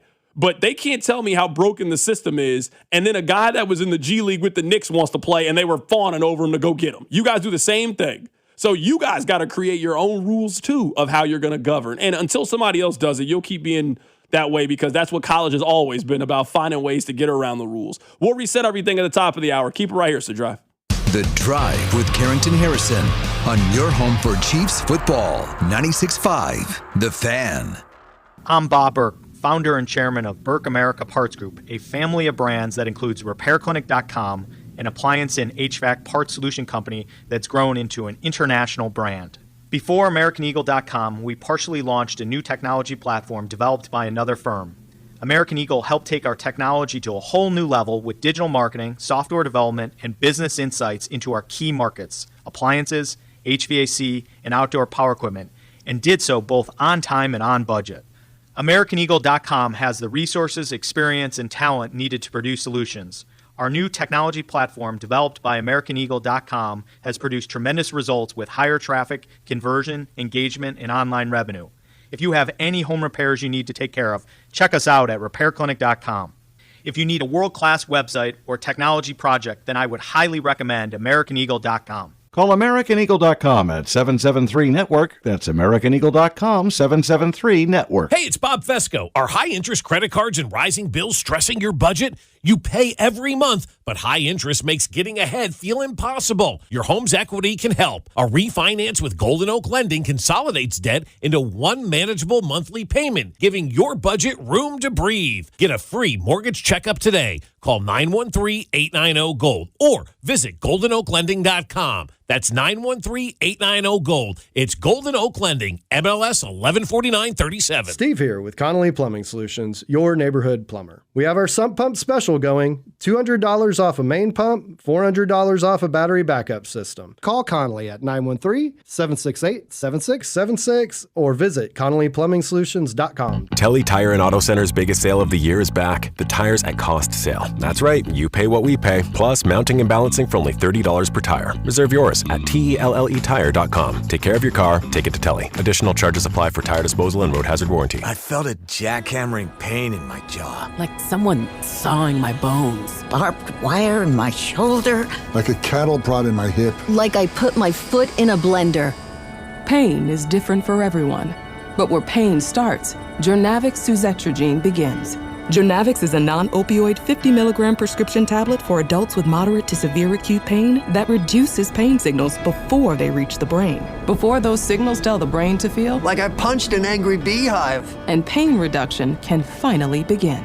Do not take Jurnavix with CYP3A inhibitors. Avoid use with grapefruit or liver problems, as these may increase side effects. Tell your doctor about all your medicines if you are pregnant or breastfeeding. Jurnavix may make certain medicines and birth control less effective. Side effects include itching, muscle spasms, rash, and elevated muscle enzymes.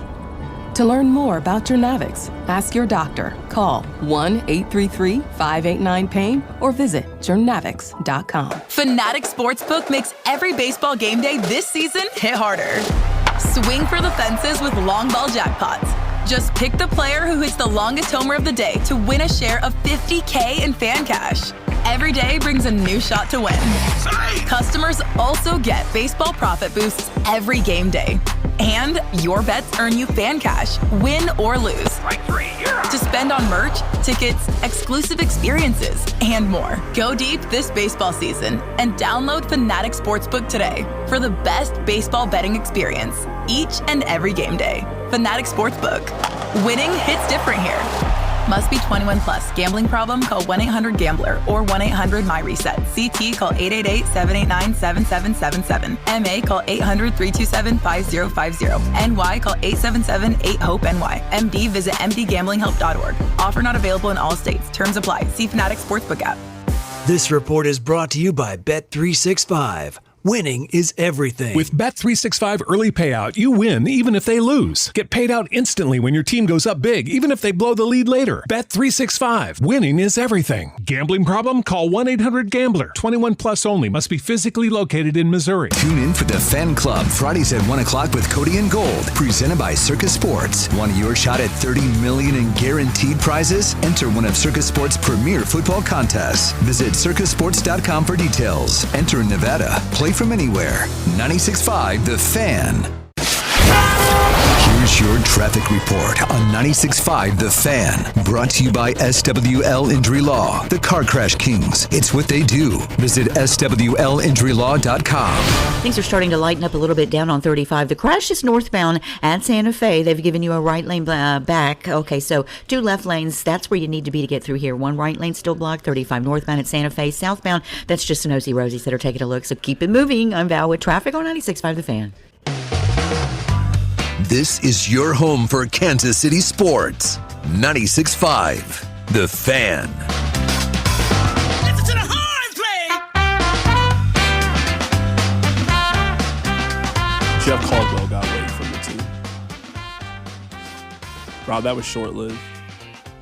You know, back in the day, I thought Jeff Caldwell was going to be the Justin Ross of this team. I thought that Jeff Caldwell was going to be the undrafted wide receiver that everyone loved and was putting all the energy into, and just didn't come together that way. So Jeff Caldwell, you guys might remember him, undrafted. I believe he went to Cincinnati too, right? They had 2 Cincinnati wide receivers. They changed all that energy to Andrew Armstrong. Didn't they play Kansas this year in football? They did. Cyrus Allen went off. Well, they won that game, I remember. It's like 45-42. Brendan Sorsby was cooking that defense. He had the over. He did, for sure. You can tell which games he had the under. He played bad against Utah. He played great against Kansas. The over against Kansas is usually the right play. We're going to talk a little bit of Chiefs in the 5 o'clock hour. But for the most part, I think it's actually kind of calm on the Chiefs front. Today, they got Trey Smith back at practice. That's good. They need Trey Smith. The Khalil Benson thing, it was fun. It really was fun. Those couple of days, those couple of weeks when we were talking about Khalil Benson, it was great. I think we saw the difference from a first-round pick and what Khalil Benson is right now. And when he got matched up one-on-one on the outside, it did not look good. Now, I was actually listening to a podcast this week, and you know what? Maybe I shouldn't have thought this, but I was like, you know what? That's how I think about the show. So the point that they were making, Rob, is that this person, there might be 10 topics, and you might agree on 7 of the topics, but they're going to highlight the 3 that you disagree with, and then that's going to be the core of the show. Because in essence, there might be a lot of things you're on the same page with. And I was like, you know what? That's how I program the show. I don't want to sit here and just tell you how great I think they're going to be. That's not idiot. That's not fun. That's not interesting to me. We got to talk about where we're on different sides of for the argument, because that's the rub in the show. The 3 things I'm worried about with the Chiefs heading into the season. Number 1, we talked about a wide receiver. We don't got to get into it again. The only thing I will get into is I kind of wanted them to do a little bit more of what Houston has done. Houston lost Jaden Higgins to an injury over the last couple of weeks. And you know what they've done? They've signed 3 wide receivers in the last 8 days. Now, these are not big-time swings by any means. But, I mean, they signed 3 guys you know. They signed Zay Jones to a deal. Now, it probably won't work with Zay Jones. They signed Sterling Shepard to a deal. Again, another receiver that you've heard of before. And they just made the trade for Kayshon Boutte. So, I mean, they lose Jaden Higgins. They took 3 swings at wide receiver. Maybe they go 0 for 3. It's possible. But at least take a swing, see what you got, try to strengthen the room. We always talk about kicking the tires. I just wanted the Chiefs to kick the tires a little bit more at wide receiver. They didn't really kick a whole lot of tires at wide receiver. The next thing is defensive line. Now, I don't want to get too amped up about a preseason game. I actually thought their defensive line was the most encouraging thing about their team on Saturday. I thought FAU looked good. I thought R. Mason Thomas looked good. I feel encouraged about the defensive line after the game. So I think it's wide receiver, defensive line, and I'm here to tell you guys, I think they got a tackle problem. I think they got a right tackle problem. I really do. I'm not entirely sure that Jalen Moore can play. And going into a season in which your quarterback is coming off a significant leg injury, man, not feeling good about your right tackle is just not a great position to be in. While your left tackle is, you guys won't believe this, Josh Simmons is hurt. I know. I mean, he's been Cal Ripken Jr. so far. But yes, he's dealing with injuries too. So your left tackle situation's a little bit banged up right now, but I don't know how serious it is or not serious. And your right tackle situation, I don't know if they have a good right tackle. Now, I understand you're going to have some deficiencies on your roster. You would certainly not want it to be the deficiencies from the 5th highest cap hit currently on the team. It ain't like Jalen Moore is getting peanuts. He's one of your most important players. He was your big free agent swing last year, was going to get Jalen Moore. And I'm not entirely sure that the guy can play. I know that pro football numbers are polarizing. Sometimes you believe in them, sometimes you don't. It really depends on if it validates what you think or not validates what you think. But they're 3 lowest blockers were Khalil Benson, Jalen Moore, and Issa Pole. Those are your tackles. So those are the 3 things I'm worried about right now with the Chiefs heading into the season. And those are big things to be worried about. The wide receiver room, whether it's production or just health, availability, seems to be always something with that room. Their defensive line, Ashton Gelati looks like he's going to miss a little bit of time at the beginning of the season. He's dealing with an injury. We'll see how quickly they can get him back. We'll see like what he looks like when he gets back on the field. And at right tackle, I'm not sure if Jalen Moore can play.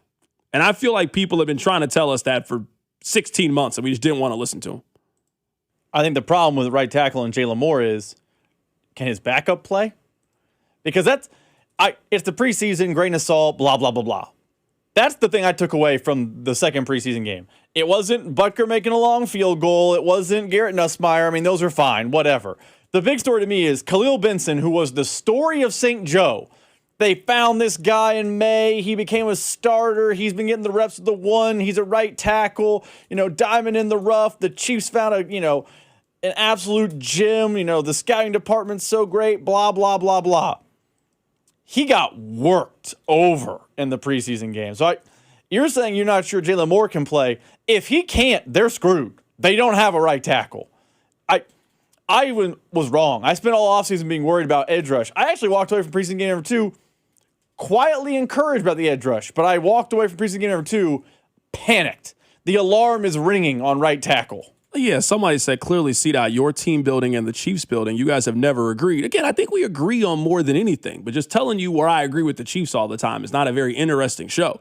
The biggest complaint about how they built their roster this year is the fact that they seemingly put their hands in their pocket when it came to wide receiver.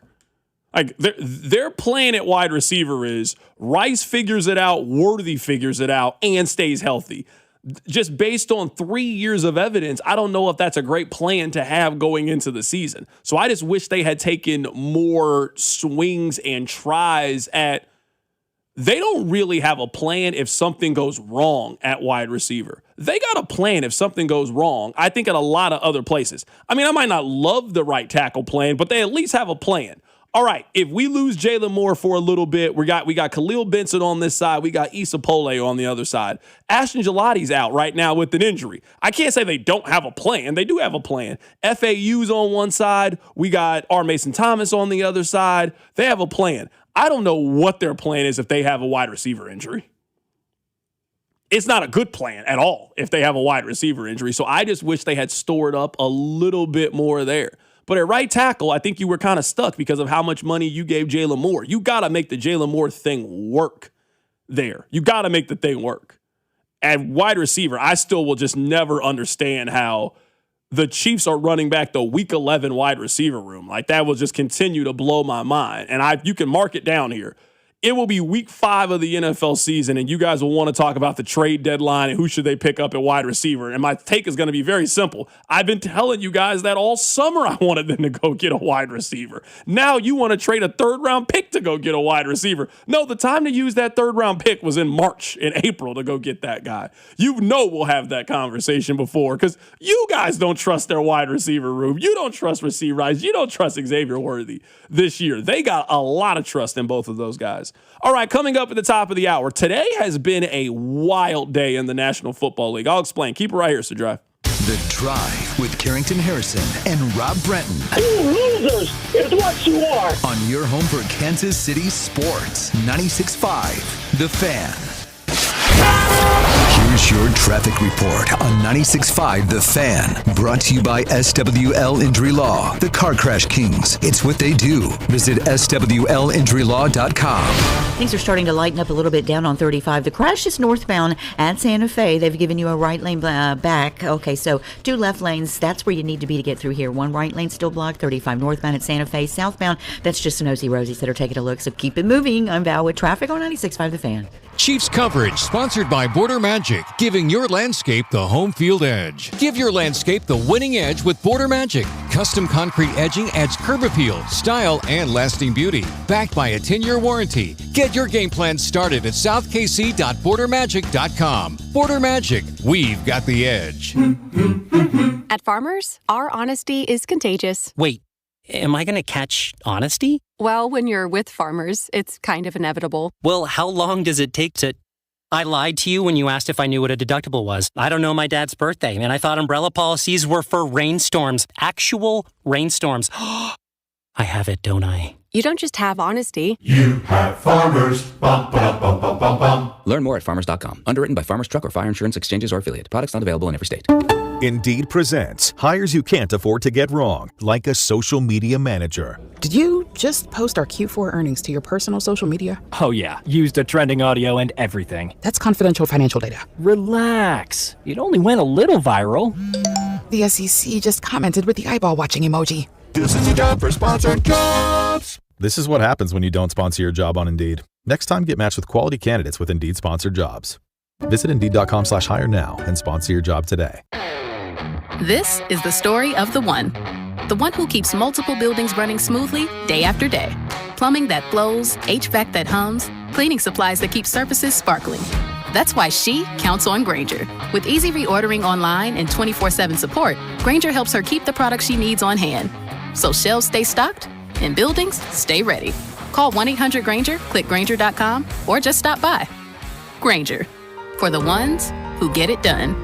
This is Danon Hughes. In Kansas City football, we honor tradition, but we always look forward to what's next. That's why I'm all in for Flight by Yuengling. It's brewed by the oldest brewery in America, but built for today. 2.6 carbs, 95 calories, crisp, clean, and full of flavor, just the way a light beer should be. It's got the legacy and the stats to back it up. Flight by Yuengling, the next generation of light beer and the official beer of Danon Hughes. B.G. Yuengling and Son, Pottsville, Pennsylvania. They say 40 is the new 20, and that's because guys in their 40s, 50s, and 60s are walking around with the testosterone levels of their 20s. If you want that energy drive, the libido of your younger self, then go to Low T Center like the thousands of other men have. Go to fixmylowt.com and book your free T-test today. It's Chiefs season at Harrah's Kansas City. Every Saturday in August, the excitement kicks off at 6 p.m., where every 15 minutes until 10 p.m., one lucky guest will win up to $2,000 in free play. Then at 10 p.m., one grand prize winner will score a pair of Kansas City season tickets. Wear your red, bring your lucky game day spirit, and join us every Saturday in August at Harrah's Kansas City. Big prizes, big excitement. Don't miss your shot to win. 21 or older to gamble. Know when to stop before you start. Gambling problem? Call 1-800-GAMBLER. If you're looking for a new job and to work for a great local company, Gann Asphalt and Concrete is hiring. Top pay in the industry, health, vision, dental insurance, paid time off, and advancement opportunities. Check them out at GannAsphalt.com. One contractor, all things parking lot. Hi, I'm Carter. And I'm Charlie. We'd like to share a quick story about a homeowner named Jack. Jack had a home he needed to sell fast. And Jack thought he had it all figured out. So Jack talked to multiple cash buyers. Jack chose the highest offer. But the day before closing, guess what? The buyer backed out, leaving Jack with the moving truck all packed in the driveway and not sure what to do. Jack learned the hard way that the highest offer isn't always the right offer. Jack got suckered. Make sure you aren't hung out to dry. Call our dad at Rex Buys KC. Our dad is local, he knows Kansas City, and he actually closes deals. No repairs, no fees, no showings, no surprises. Just a fair cash offer and a smooth process. Now, don't be like Jack. Call 816-330-6000 or visit rexbuyskc.com. Rex Buys KC, helping people make smart choices one home at a time. Royals coverage brought to you by Metal by the Foot, your metal project superstore. Where can you find an extensive line of Blue Demon welding supplies, filler, rods, and wire? Metal by the Foot, located in KC and Topeka. Online at metalbythefoot.com. When you need a piece of metal, remember, metal doesn't have to cost an arm or a leg, just the foot. We're making all of our season-long NFL predictions during Futures Week, starting August 31st, right here on 96.5 The Fan, KFNZ FM and AM, HD1 and HD2 Kansas City, an Odyssey sports station.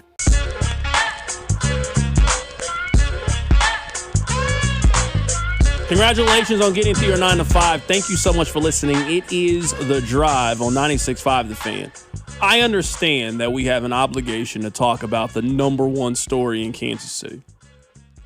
But where I have struggled today is that I don't know if the top story can be a game in which the leading passer was Garrett Nussmeier, their leading rusher was Brashard Smith, their leading receivers were Jalen Royals and Jake Bringingstool. I don't have 25 minutes of breaking that game down in me.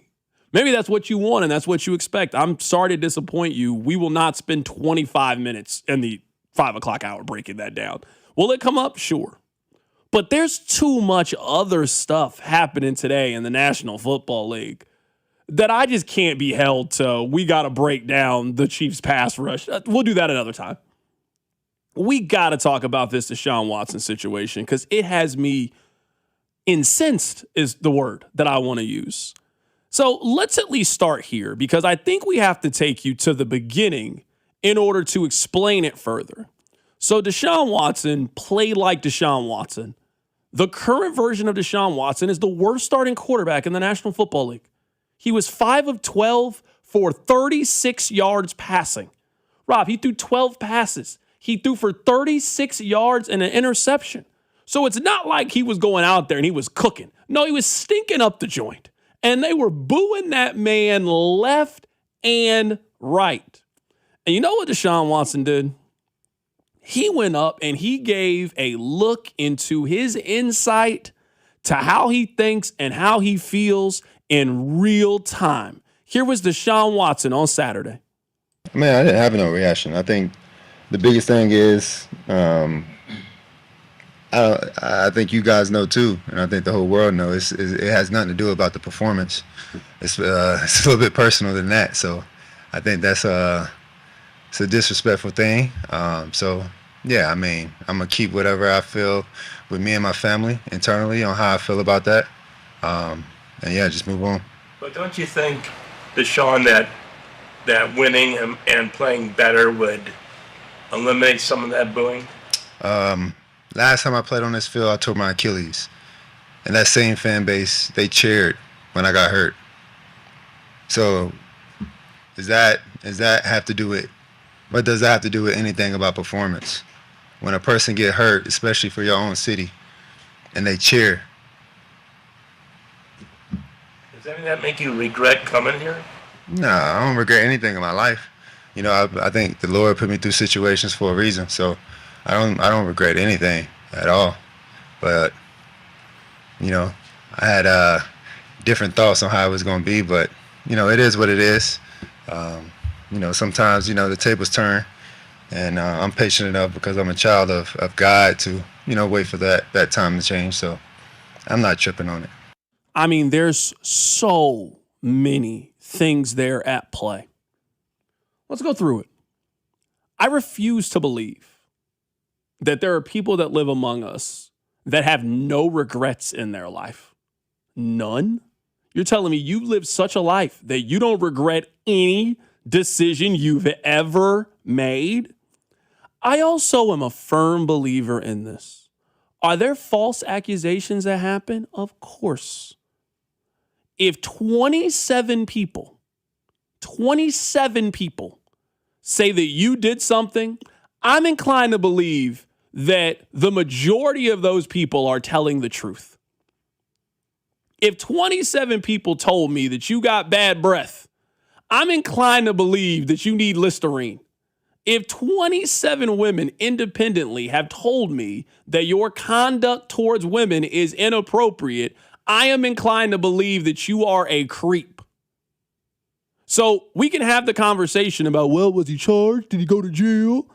27 women came out and said how you were sexually inappropriate with them. So you're a creep. You're nasty. Now, there's two different things at play. We've been talking about this in today's show. It's number one, I am a firm believer that America will give you a second chance if you show worthy of a second chance. America will forgive you. He talked about being a child of God in his press conference. The number one thing you have to do is repent and ask for forgiveness. That's at the foundation of the religion, is that you have to do that. That you've done wrong, you acknowledge that you have done wrong, and that you want to walk a different path. That's the fundamental principle of Christianity. So you can't tell me that you are a Christian of God and not understand that part about the religion. So step one, Deshaun Watson has never, ever at any moment shown remorse for his actions. Not one time has Deshaun Watson came out and said, I know I've made mistakes in my life, but that was in the past, and I'm doing everything I can to be a better person because of it. Not one single time has he apologized for the people who I think he ruined their lives. And I think he used his position. I think he used his fame. I think he used his notoriety, clout, whatever term you want to use. I think that Deshaun Watson used that to take advantage of women sexually. That's what I think happened with Deshaun Watson. And we got a lot of evidence and a lot of stories from people that can back up how I feel. So then that's number one. You did something terrible. And you've never shown atonement for it. You've never apologized. You've never shown a bit of remorse. There are people who are very popular to this day who have done really terrible things or been accused of really terrible things. But you got to show forgiveness. You got to show remorse. You got to show that you're changed, that you're trying to walk in a different direction. You can't even get the bare minimum from Deshaun Watson in this instance. So that's number one. I think you're sick. I think you're nasty. And I don't think you're willing to apologize for being sick and nasty. That's number one. Number two, you're not good at football. People will forgive you for some of the craziest things in the world. Like craziest things in the world. If you're really good at something. They will. We got too many examples. I mean, I think you guys knew that Tyreek Hill maybe wasn't the greatest father in the world. I think you guys knew that Tyreek Hill maybe wasn't the greatest partner or husband or boyfriend in the world. But God, he was good at football. So you know what? You was going to ride with him because your chance of winning was predicated on him being on the field and him being a great football player. We have seen way too many examples that even if you get accused of some of the worst stuff, he made Thriller. I mean, he made College Dropout. He made My Beautiful Dark Twisted Fantasy. He made the remix to Ignition. People will forgive you for some of the craziest stuff, but you got to be good at the thing that they love you for. Deshaun Watson's not good at playing football. So you're guilty of two things. People don't like you. People think you're nasty and you're not good at football. That's strike one, strike two, strike three. You're out. Since joining the Cleveland Browns, Deshaun Watson has thrown 19 touchdown passes in 4 years. In 4 years, he's thrown 19 touchdown passes. They have a losing record with him as their starting quarterback. He has an 80.7 quarterback rating since he's been there. Let's call it what it is. He stinks at football. And if it wasn't for this contract that he has, he wouldn't be in the league anymore. So those are the two things at play. I don't want to beat you guys over the head all day with my soapbox with Deshaun Watson. That's what I care about the most today. He's guilty of a lot of things. I think he's inappropriate with women. I think he's a scumbag. I also think he's really bad at football. I'm not saying it's right, but you can be the first two things. You better be really good at the thing. You better have an incredible voice. You better be an amazing songwriter. You better be really good at the football. But you're not good at any of those things, then what are we doing here? Get out of here. If I was running the Cleveland Browns, we'd have never been in this situation. I would have never traded for him in the beginning. But now that we're here, they should have announced Shedeur was their starting quarterback today, and they should have said they're making Deshaun Watson inactive. I don't know how you can cheer for that guy after that press conference. He tried to clean it up a little bit today in his press conference. He still sounds like a clown to me. First off, I want to address the comments from Saturday after the game. I think just, human nature, just myself being very emotional, putting a lot of time these last 2 years to, get back and, spend time in this facility, in the city, meeting a lot of different people in the community. I thought I was going to get, a little different response. But, I think, my emotions got the best of me. And, my comments wasn't intending to go at any of the fans around in the city. Because there's been a lot of great fans that have been supporting me. And I know the frustration this organization have put, a lot of investment in coming, to get me back in 22. And things haven't been going the right direction that we thought it was. A lot of injuries, a lot of time off, and not putting the best football and my foot forward. So, again, just, I understand the frustration. I understand everything that kind of goes into that. And moving forward, I just want to focus on football, making sure that, I'm putting the best product out there, having the best ability, because I thrive off the energy. I thrive off the energy of the fans. I thrive off the energy of the community. I thrive off all that stuff. I think looking back in my history at Clemson and, previous at the Houston organization, I was a big community guy, big city guy, big fan guy, during the game. So, again, my emotions got the best of me. I'm human. I take full responsibility of that. Okay. All right. Thanks, Deshaun. I'll read these two texts and we can move on. Text line 913-586-7965. CDOT, those women got paid off. This is the definition of a slow sports day. If 27 women said that you were inappropriate with women, I don't know what other conclusion I can come to other than you've been extremely inappropriate with women. We can even use a baseball analogy. Let's say you hit 300. You're telling me 9 women accused you of this then? You're sick. I don't know what else to tell you. You're sick. 27? We're not talking about 1 or 2. 27 women told you this? You're sick. So on the text line, C-Dot, you've been real forgiving of Kanye and Dave Chappelle, but want to get on your high horse about Deshaun Watson. I think that Dave Chappelle is the funniest human being alive. Kanye West made college dropout of my beautiful dark twisted fantasy. Deshaun Watson he's been a bad quarterback. Again, goes my point. You got to pick which one you're going to be. You got to pick which one. Deshaun Watson, he's not checking a single box for you right now. He's terrible and not good. You can't be a bad football player and a bad person. You got to pick which one you're going to be. So yeah, I don't agree with almost anything Kanye West has said. He can start singing All the Lights. I'm sorry. Yeah, I'm a fan. I apologize. I wish I could quit for sure. He's sick. I think he's really sick. I'm sorry. So yeah, that one of the two. I don't mind being on my high horse about Deshaun Watson. You're terrible to women and you can't play football. You got to pick one of the be an awful human being. And we cheer for and support some awful human beings. We really do. You can't be both. Not in my mind. I don't know if this person would count as an awful human being. That seems very strong, but it feels like a natural segue, Rob, for hit number 1.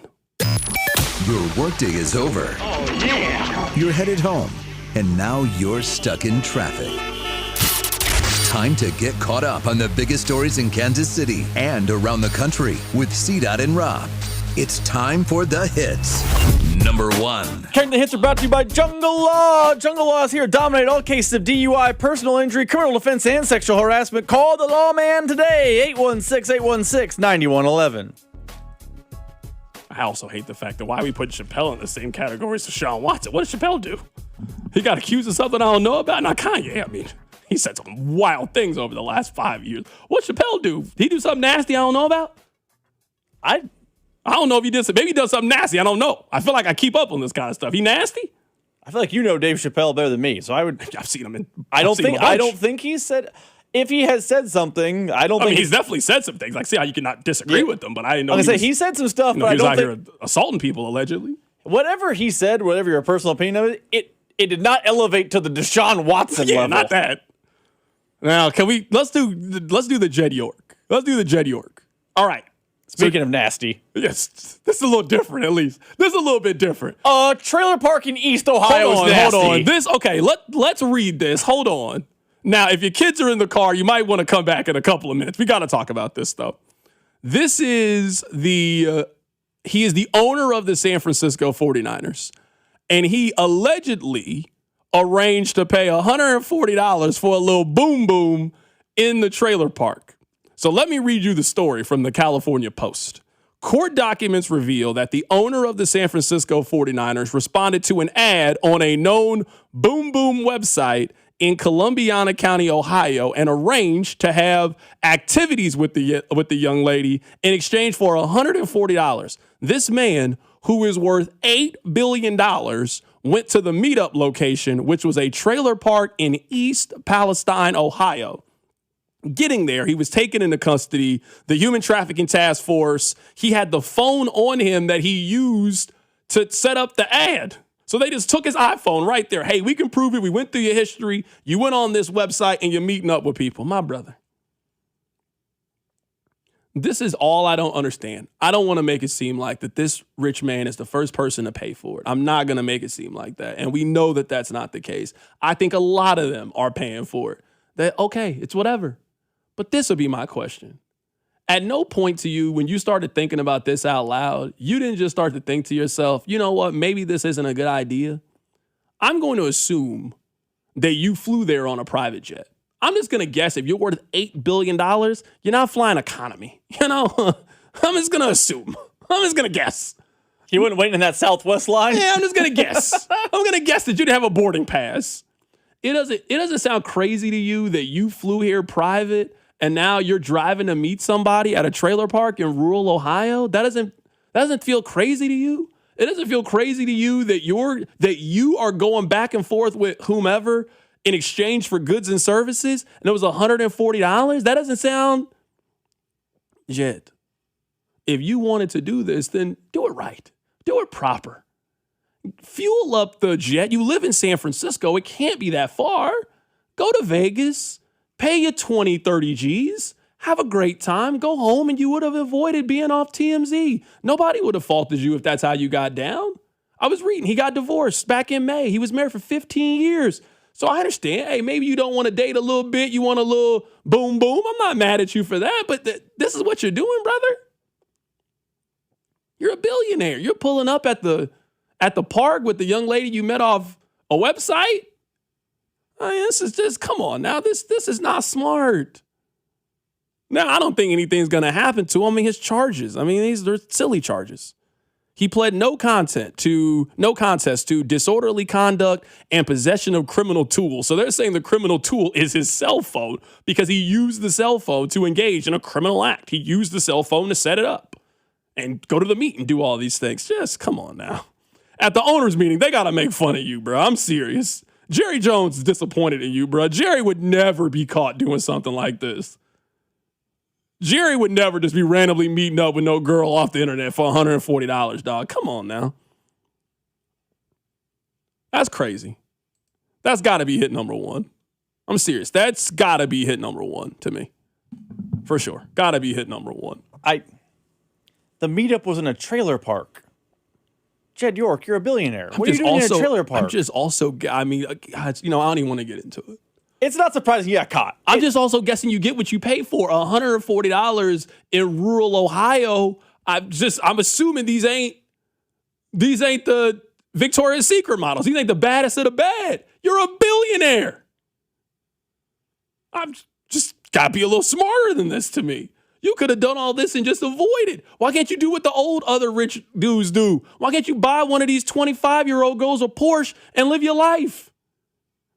Anytime you see, you know you done seen it before. You see this really old dude with this young 25-year-old. You already know the situation.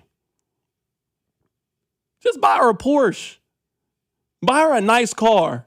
And you wouldn't have to worry about any of this. But, I mean, Godspeed, brother. So, I mean, that's the next hit. That's all I got on that. Let's go to the Royals.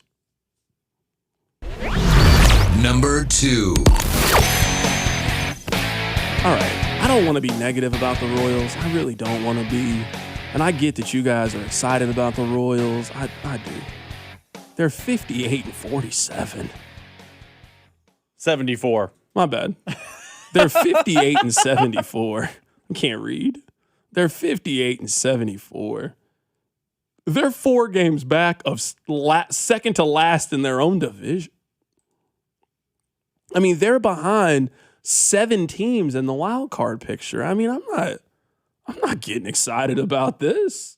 You know that meme they show where Chris Paul hits that 3 and they're like, he hits a 3 to cut the lead down to 40? I'm not getting excited about this. Now, good for them. They're playing better baseball. Of course, I've got no problem with that. But what I don't want is, and we know the Royals. I know the Royals. Like the back of my hand. I know the Royals. The Chiefs, they still surprise me sometimes. The Royals don't really surprise me. When's the last time, Rob, you've been surprised by the Royals? Just like, I can't believe they did that. On field? In general. Even their moves. They haven't made a move that shocked you in 3 years. Them floating Kansas out as a location for the stadium was kind of surprising. And then they played them. and they played them to get what they really want. They couldn't even do that well. The people over there were like, no, we don't want y'all. That's what the people said. This is the cycle. You know, at Kansas basketball, they used to. They don't do so anymore. Because, like, now the cycle is real. Like, they're going to finish 5th in the Big 12. But Kansas basketball used to have a cycle, you know? They would get some recruiting class. The point guard was the next Sharon Collins. They would lose a game. They either would lose a road game or a neutral site game at Sprint Center. And then Bill Self would talk about how they weren't a really tough team. And then they will pummel somebody right before Christmas break. And then they would lose a game in the first 5 games of conference basketball play. Like, they'll lose on the road to Iowa State. And then we get all up in arms. Oh, is this when Kansas can lose the Big 12? And then they'll rattle off 12 in a row, and they'll be the 2 seed in the NCAA tournament. Like, why do we even do this? It was stupid. The Royals have their own cycle. Now, this time, it moved up a little bit. Maybe it's global warming now. I don't know. The seasons are changing. They're doing the September thing in August. They're doing the win a whole bunch of games, get you excited into the next season before football starts. Now, they've gotten smart. What's the point of winning all these games when it's week 3 of the NFL season? No, you got to win it when you're going up against preseason games. That's how you got to get people excited. I'm not falling for this. I'm not falling for it. And I don't want them to, because in that press conference at the end of the season, I'm going to be like, man, in the last 2 months, we had a winning record. If we had that's why you lost. That's not how you can do stats. Well, if I hadn't missed those 3 games, well, you missed them. That you make playing in those games is why you missed. Like, what are we doing here? I don't want the Royals to do that. Well, if we had just won half of those games in which we were leading in the 9th inning, of course. I just don't want them to do that. I do think it is obvious what the Royals need to do this year. They have to have a bullpen that you can rely on, and they have to have the ability to shut the door in games that they never really had this season. They also they weren't healthy. I mean, I don't think that's an excuse. They weren't healthy for probably the first 100 games of the season. Somebody was always coming and going and doing those things. But I want to see them this offseason spend the money to turn their bullpen around, and I want to see them go get one more consistent bat. And if they can do those 2 things, then all right, we got something to really talk about. We can get excited, but I just don't want them to be in this same trap. I'm tired of this cycle, We break up, and then we get back together, and then we fight over the same thing. Like, at some point, are we not tired of this? Something's got to change. Either you got to change, I got to change, or we got to be with new people. That's what I want the Royals to do. I want them to change. Vern has said it on this station multiple times. He would like this offseason to see a trade that jolts the clubhouse, a James Shields for Will Myers type of something. I don't know what position they need to target to do that. I don't know what their game plan is to do that, but it can't be status quo from the 25 and 26 team. We're just going to improve the bullpen and trust us, we're back. I think the organization that garnered a lot of trust and gained a lot of goodwill by going back to the playoffs has now lost all of it, and they have to earn it back. And by saying status quo is status quo this offseason, they will have continued to lose fans' trust. They got to do something. Maybe it blows up in their face, but they got to do something. They can't just say, this is our team, the ball, my team's on the floor, cannot be their game plan. Coming up on the other side, Rob, there is one thing that I have noticed doing so much national radio this summer that I want to share with you about how people feel about the AFC. I'll share with you what it is. Keep it right here, so Drive. The Drive with Carrington Harrison on your home for Royals baseball. 96.5, The Fan. Hey, it's Carrington Harrison here. Let me tell you that erectile dysfunction affects more than your sex life. It can impact your confidence, your relationship, your quality of life. But you don't have to live this way. What they'll do at Heartland Men's Health is they have licensed medical providers who can create a specialized treatment plan designed for your unique needs. Because when it comes to this, there's no one-size-fits-all solution. Using advanced medical therapies that go far beyond pills, Heartland Men's Health helps men achieve success rates at well over 90%. Many patients are even able to resume intimacy as soon as the day after their appointment. Your initial visit is $99. It includes a medical consultation, testosterone, and PSA testing. And if medically appropriate, a test dose. And if that test dose doesn't work during your visit, then the appointment is on the house. So visit any of the 3 area Kansas City locations, Overland Park, Independence, North Kansas City. Pick up the phone and call Heartland Men's Health at 844-447-6600 or visit the website, heartlandmenshealth.com. Feature therapies are compounded and have not been evaluated nor approved by the FDA. Provider prescription required. See website for details. While enjoying family and friends this Labor Day, be sure to open the gates with Gates Extra Hot Sauce. It's great on spinach, asparagus, broccoli, and more. Also, be sure to use Gates Hot and Spicy seasonings on fresh fruit, vegetables, popcorn, and nuts, while enhancing your salad dressings with Gates Hot and Spicy seasoning for the extra flavor pop. Pick these up at your local grocer, and if you don't see them, ask for them. Make Gates a part of your Labor Day. Proudly serving Kansas City for 80 years. Thanks, with love. I'm McCall with Lee Summit Subaru, and it's time to make a big deal out of nothing. Lee Summit Subaru's 0% event. Get up to 0% on select 2026 Subaru models for up to 72 months. And we have the largest selection of Subaru certified vehicles in Kansas City. 0% event and a lifetime warranty. Fall in love with driving again at Lee Summit Subaru. The Subaru A Lot to Love event. VIN number 4S4SLD L61T3038472. Based on 2025 Kansas City inventory listings.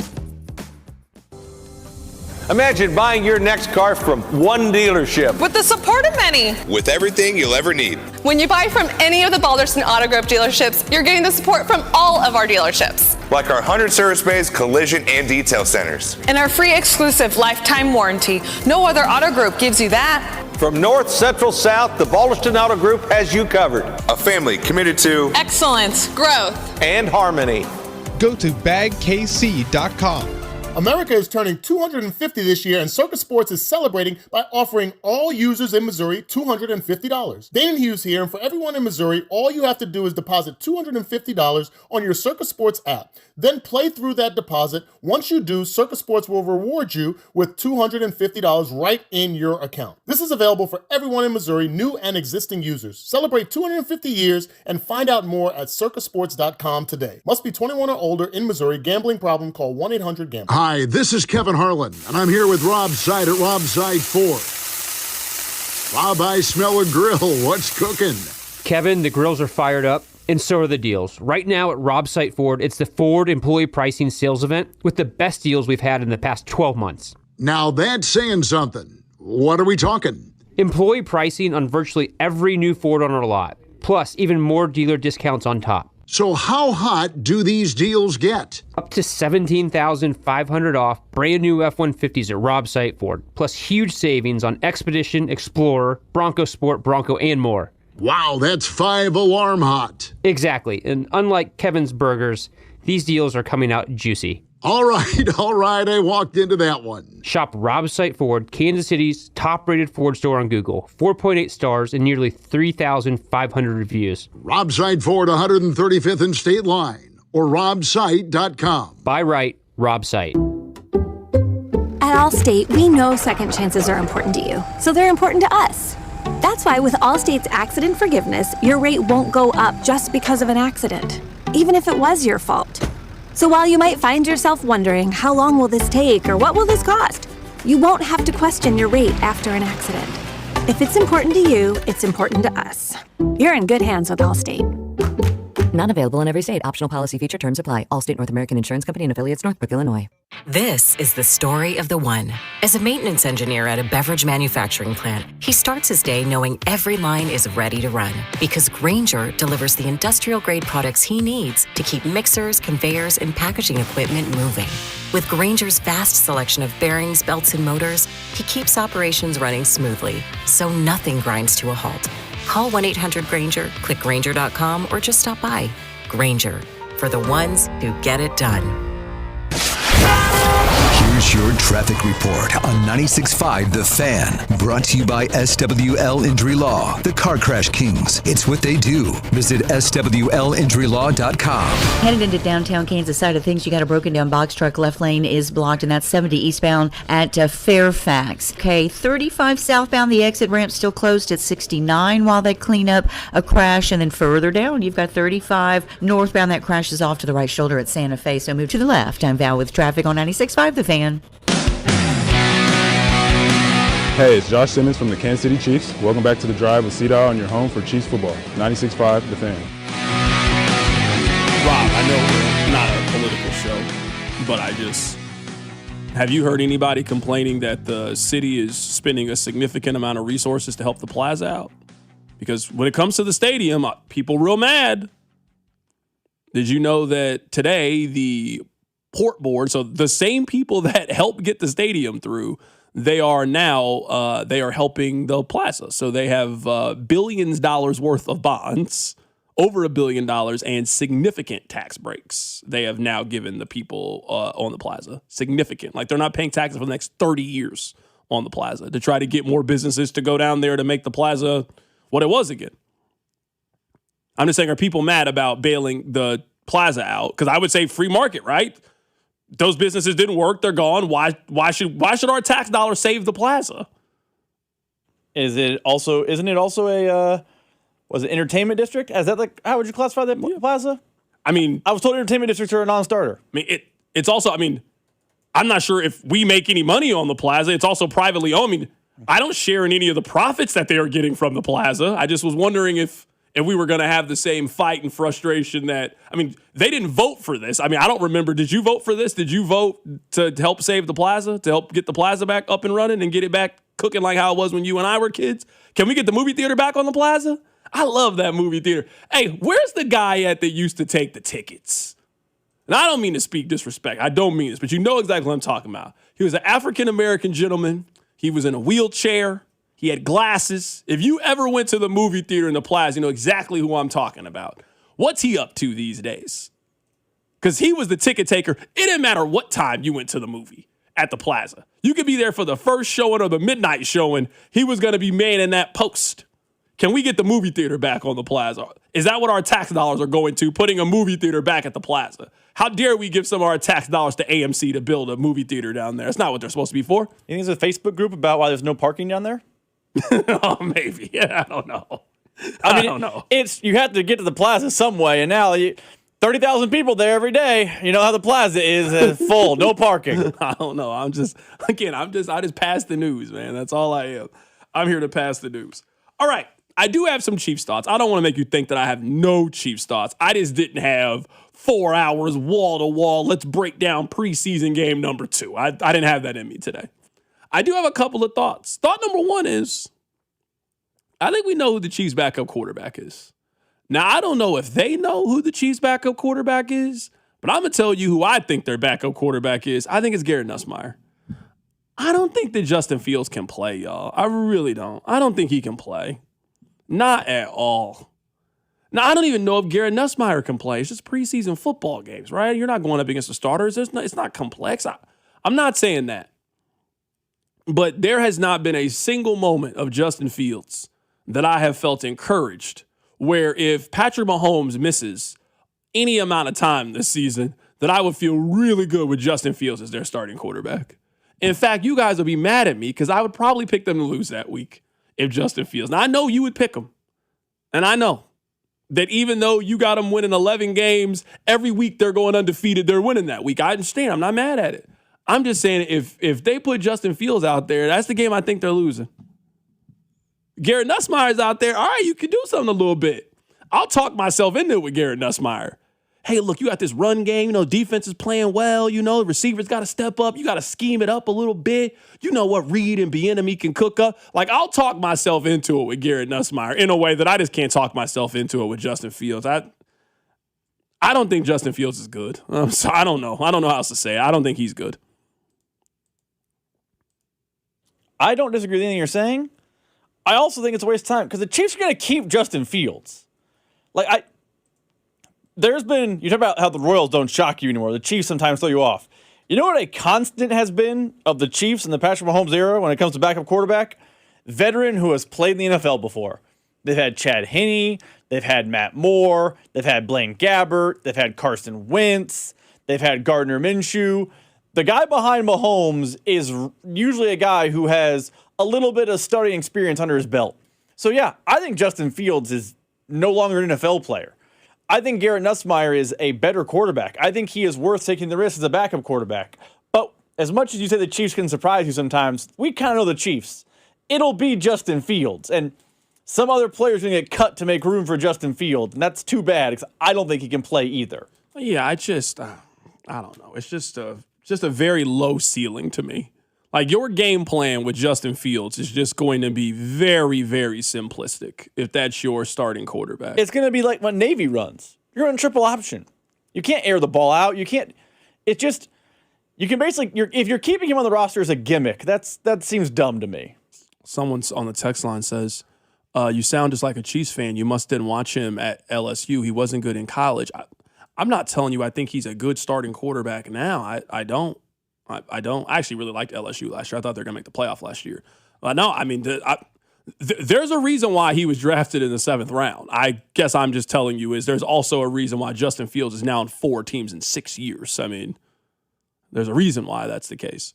I actually don't think Garrett Nussmeier was that bad of a college quarterback. I just think last year he just couldn't stay healthy at all. But his junior year, he was fine. I was saying he was actually pretty good his junior year. He was. Last year, no, he was not. He was not good last year. He was not healthy last year. Yeah, he was not good last year. There's a reason why a year ago, when we were getting ready for college football season, we were like, Garrett Nussmeier has a chance to win the Heisman. Also a reason why they fired their coach in the middle of the season. Yep. Also, both are true. Things ain't never going good when your coach is gone week 6, week 7. Things ain't never going good. All right, that is thought number 1 I have from the game. Thought number 2, I thought Felix looked good. I think there is a role for Felix on the team. Is he ever going to justify being a first-round pick? Probably not. But can Felix Onyeudike-Uzomah help this team? I do think he can help. I think there's a role for him on this team as a secondary, potentially tertiary pass rusher. Now, they need to get Ashton Gillotte back.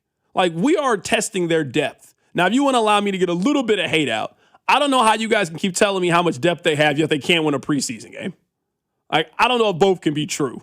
I'm not saying you got to go undefeated in the preseason, but I just keep hearing how much depth they have, and they just can't beat anybody. I feel like that's a test of your depth, of how competitive and viable you are in the preseason, and how well you draft and develop players in the preseason. But I understand it's preseason. You're not playing your guys. I get all of that. But I was encouraged by FAU, and I'm big on, maybe this is the comparison that will make sense. I think it's hard to be a true freshman and a big in college basketball unless you are an elite prospect. I think it's hard to be an impact pass rusher in the NFL unless you're a high first-round pick. I just think it's kind of hard to come into a grown man league at 22 years old and think that you're just stepping out of college football and just dominating the sport physically. Like, you got to mature a little bit. You got to learn some things, and you got to learn some techniques. So what I want for R. Mason Thomas is maybe a little different than you guys. I want R. Mason Thomas to pop in year 1. I want to see it. I want to see the flash. And if you end with 3.5 sacks, 4 sacks as a second-round pick, that's good. Now, let's take those 4 sacks. Let's put a little muscle on, help you get your grown man strength. And now, let's see if we can turn into year 2. You can turn those 4.5 into 7.5, 8 sacks. So we just have a different expectation for R. Mason Thomas. But I thought he flashed in game 1. I thought that FAU showed you that at least there's a role for him on this team. He's going to be on the field. He's going to get chances and opportunities to make plays. And I also think you see how important Trey Smith is to this team and how important Joshua Simmons is. They need those guys back immediately. Your right side of your offensive line can't be Khalil Benson and Jalen Moore. It can't be both of those guys. So those were my biggest takeaways from the preseason game. Brashard Smith, all right, cool. I don't think you're getting a lot of opportunities during the season. Jalen Royals, I don't think you're getting a lot of opportunities during the season. I thought Garrett Nussmeier, I'm open to him being QB2 for this team. And if an injury happens to Mahomes, them giving Garrett Nussmeier the start. I liked what I saw from FAU. And I'd be terrified if their worst case scenario happens on the offensive line. If it's Khalil Benson and Jalen Moore, I think they might be in trouble. I think they need Trey Smith back. I think they need Joshua Simmons back. They can't put Khalil Benson on the outside for right now. You know who Khalil Benson seems like a lot to me? Kingsley Suamataia, who they tried at tackle, and it didn't work. They realized it early on. They put him at guard, and he has held up very well there.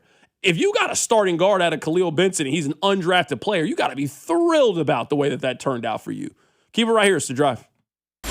Your off-season home for everything Chiefs football. Talking about the top story, the Chiefs, they have a new offensive coordinator. 96.5, The Fan.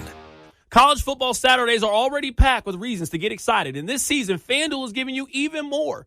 Make this your most rewarding college football season ever with FanDuel. From the first kickoff of the day to the final whistle at night, there are more ways to get in on every matchup. Back your favorite team, build a same-game parlay, team props, or make your picks on the biggest game of the weekend. All you need to do is visit FanDuel.com/local to get started. Along the way, keep an eye on the FanDuel app for even more ways to get rewarded throughout the season. Because every Saturday brings you a fresh slate of games, FanDuel gives you more ways to make every week of the college football season count. So get ready for big games and even bigger Saturdays. Your most rewarding season ever is on FanDuel. Go to FanDuel.com/local. FanDuel is the official sportsbook of 96.5 The Fan.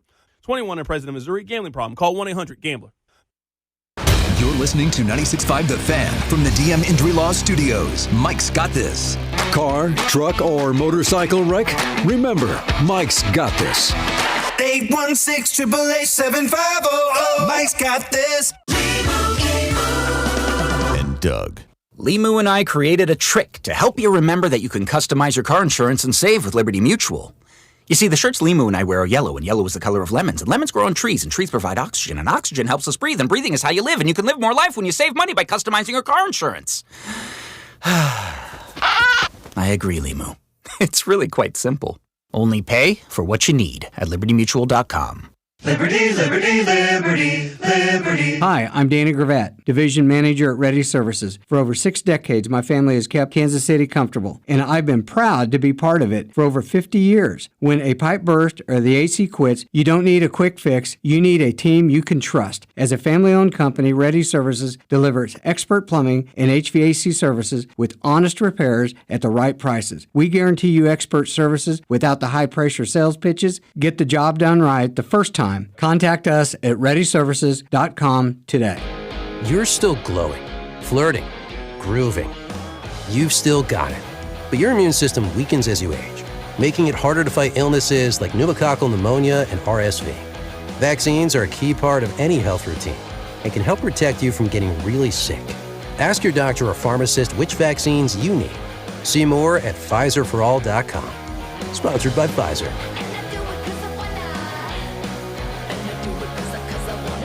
Hey, it's Gold, and football season is here. And when we think about football in Kansas City, it's all about the tailgating. And you know what can make your tailgating even better in an ultimate tailgate?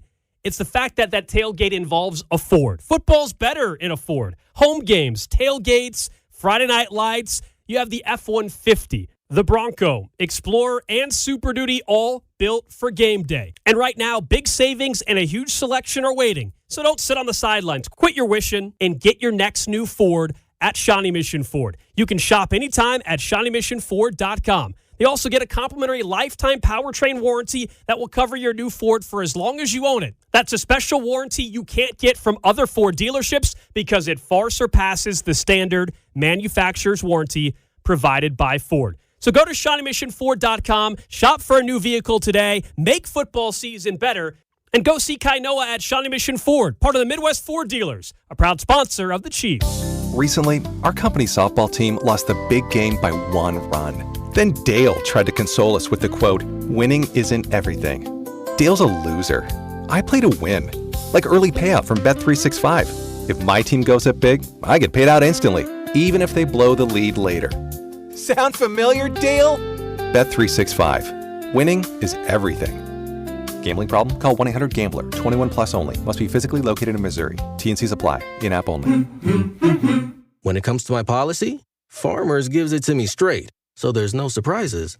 It's your coverage. You should never be confused. You hear that? An insurance provider with a conscience. We're a choir, but yes, we have that too. Straightforward coverage you can literally understand. That's what you get when you have Farmers. Bum, bum, bum, bum, bum, bum.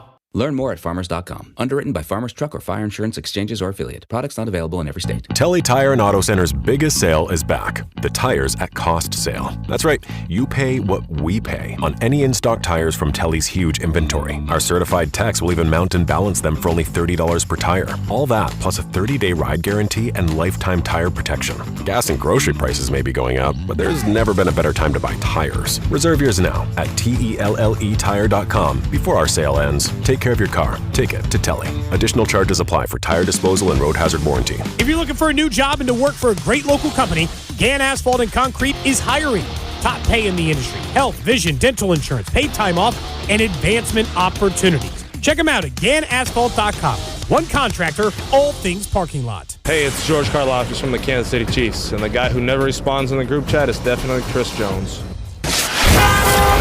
Here's your traffic report on 96.5 The Fan. Brought to you by SWL Injury Law, the Car Crash Kings. It's what they do. Visit SWLinjurylaw.com. Kansas Turnpike, okay, 70 westbound. As you approach 435, you've got a crash on that exit ramp, right lane of the exit ramp. So scoot to the left through there. Now, other side of things. And we've got a disabled, looks like a semi-exit ramp, right lane blocked there, 435 northbound as you approach 70. You'll tap your brakes. I'm Val with traffic on 96.5 The Fan. Follow the station on Instagram at TheFan965 for giveaways and behind-the-scenes content. Welcome back to the show. My name is Carrington. I'm happy to be here. Pleased to be here. I just feel refreshed, man. Those couple of days off. I know football right around the corner, bruh. I feel good. I really do. Rob, can we talk about this college issue for just a little bit? I know we did a little bit earlier, but, shows, coming to an end, let's, of course, Lane Kiffin is in pursuit and defends this. Listen to this. This is a story, just got written. LSU coach Lane Kiffin defended his position to pursue NFL rookies seeking a fifth year of college eligibility. Quote, at the end of the day, because of these rulings, they're either going to play for you or they're going to play for somebody else. So we've made the decision to recruit them like probably most people are. You want to know what frustrates me about college coaches? What frustrates me is they will complain and complain about how the rules are unfair and how the system is broken. But you know what they don't have? They don't have a sense of morality. They don't have a sense of willing to stand for anything. Now, I can't be mad at Lane Kiffin. Lane Kiffin has shown you 1,000 times who he is and the kind of character that he has when it comes to this kind of stuff. So if you're telling me that Lane Kiffin, if he could do this to help his team win, of course. I mean, they recruiting kids that was just playing football in the NFL 2 weeks ago. They got 4 of these kids, Rob. Think about this. There were 16 of them that got this waiver. 4 of them are going to LSU. You recruited them hard. You looked at this as the second transfer portal. The football guys cannot reward LSU this season. They cannot reward LSU. I've never wanted a team to get beat more than I want Ole Miss to beat LSU here coming up in a couple of weeks. You see that the Big Ten's all mad that SEC's getting 3 straight weeks of College Game Day. The SEC just has better games. I'm sorry. I don't know what else to tell you. There's just better games consistently in the SEC. There's a couple ones like Texas, Ohio State. Yeah. I feel like would have been. I don't know if that counts an SEC game. No, I mean, that's what I'm saying. But I guess the point is, it's SEC locations. Yes, that's the better way of saying it. My apologies. So, yes, they are doing Texas, Ohio State, but that game is in Austin this year. True. So, technically, they're going. So, for 3 straight weeks, that's a better way of putting it. Thank you for correcting me there. Yes, for 3 straight weeks, they will be at an SEC location, is where they are going. Where are they going week 1 then? Because the LSU Clemson, they're at home. LSU's at home. In Baton Rouge, They're at home. Because last year's They're at home. And then Big Noon Kickoff, which is basically the Big Ten's answer to that, is at Indiana. No. National title, raised the banner. Shout out to Indiana. Indiana's playing like little children of the poor. I don't even know. Look up where Indiana's playing. No, I mean, I don't disagree with you. It's funny to me. The way you said it was very funny. Can we guess really quickly? North Texas. This is the same. Can we guess really quickly where we think they're going to go week 4? Can we just project it right here? We only got 2 minutes in the show left anyway. Let me see the schedule here. I mean, the answer is they probably should go to Oklahoma at Georgia, but they're probably not going to go to the 4 straight weeks. So they're probably going to be forced to go to Oregon, USC because they have to spread it out. But I'm looking at it right here. Tell me there's a better game that day than Oklahoma at Georgia. There isn't. I'm looking at it here. Yeah, there isn't one. Nothing. That's what I'm saying. They have to go to Oregon at USC, or they're just going to keep going to SEC schools. People are going to be mad. Like, you can't go to Purdue. But yeah, you have Texas A&M at LSU, but they're not giving it to them multiple weeks. And then it's Oregon at. There's only 2 games of this level. Now they could do Iowa at Michigan. They could do that. They could do Iowa at Michigan. They need Michigan to beat Oklahoma, though. I agree. if Michigan beats Oklahoma, but then that would be back-to-back weeks of Oklahoma and of Michigan on there, right? Yeah, I'm just asking. Texas at Tennessee. Yeah, just consistently week in, week out, the SEC just has more intriguing matchups. Yeah, and even like Ohio State and Notre Dame have rummies. Yeah, that'll be USC Oregon. Somebody said, Carrington, are you going to watch the GTA trailer? Yeah, of course. I'll for sure watch it. I think we're getting more than the trailer. I think we're getting a lot, actually. I think we're getting 20 minutes of content. I think they're going to give us a bunch of stinks on Thursday. So I'm very excited for it. Absolutely. Someone asked why they're not going to MUKU. It's on a Friday night this year. Yes, that's the biggest reason why. And they're on Friday night because Fox has the game. So Fox also that week they shouldn't be going to MUKU because that's the same week at Texas Ohio State. So correct. I mean, I'm as pro MUKU as possible. I'm making a whole documentary on the rivalry between the two. I think the college game day should be in Austin, Texas. It's also why Fox got the game out of Saturday. Hey, here's an interesting game. We want people to watch it. For sure. All right. I had a lot of fun today. Happy to be back. Tomorrow, we're back. Let's get it. Football season's almost here.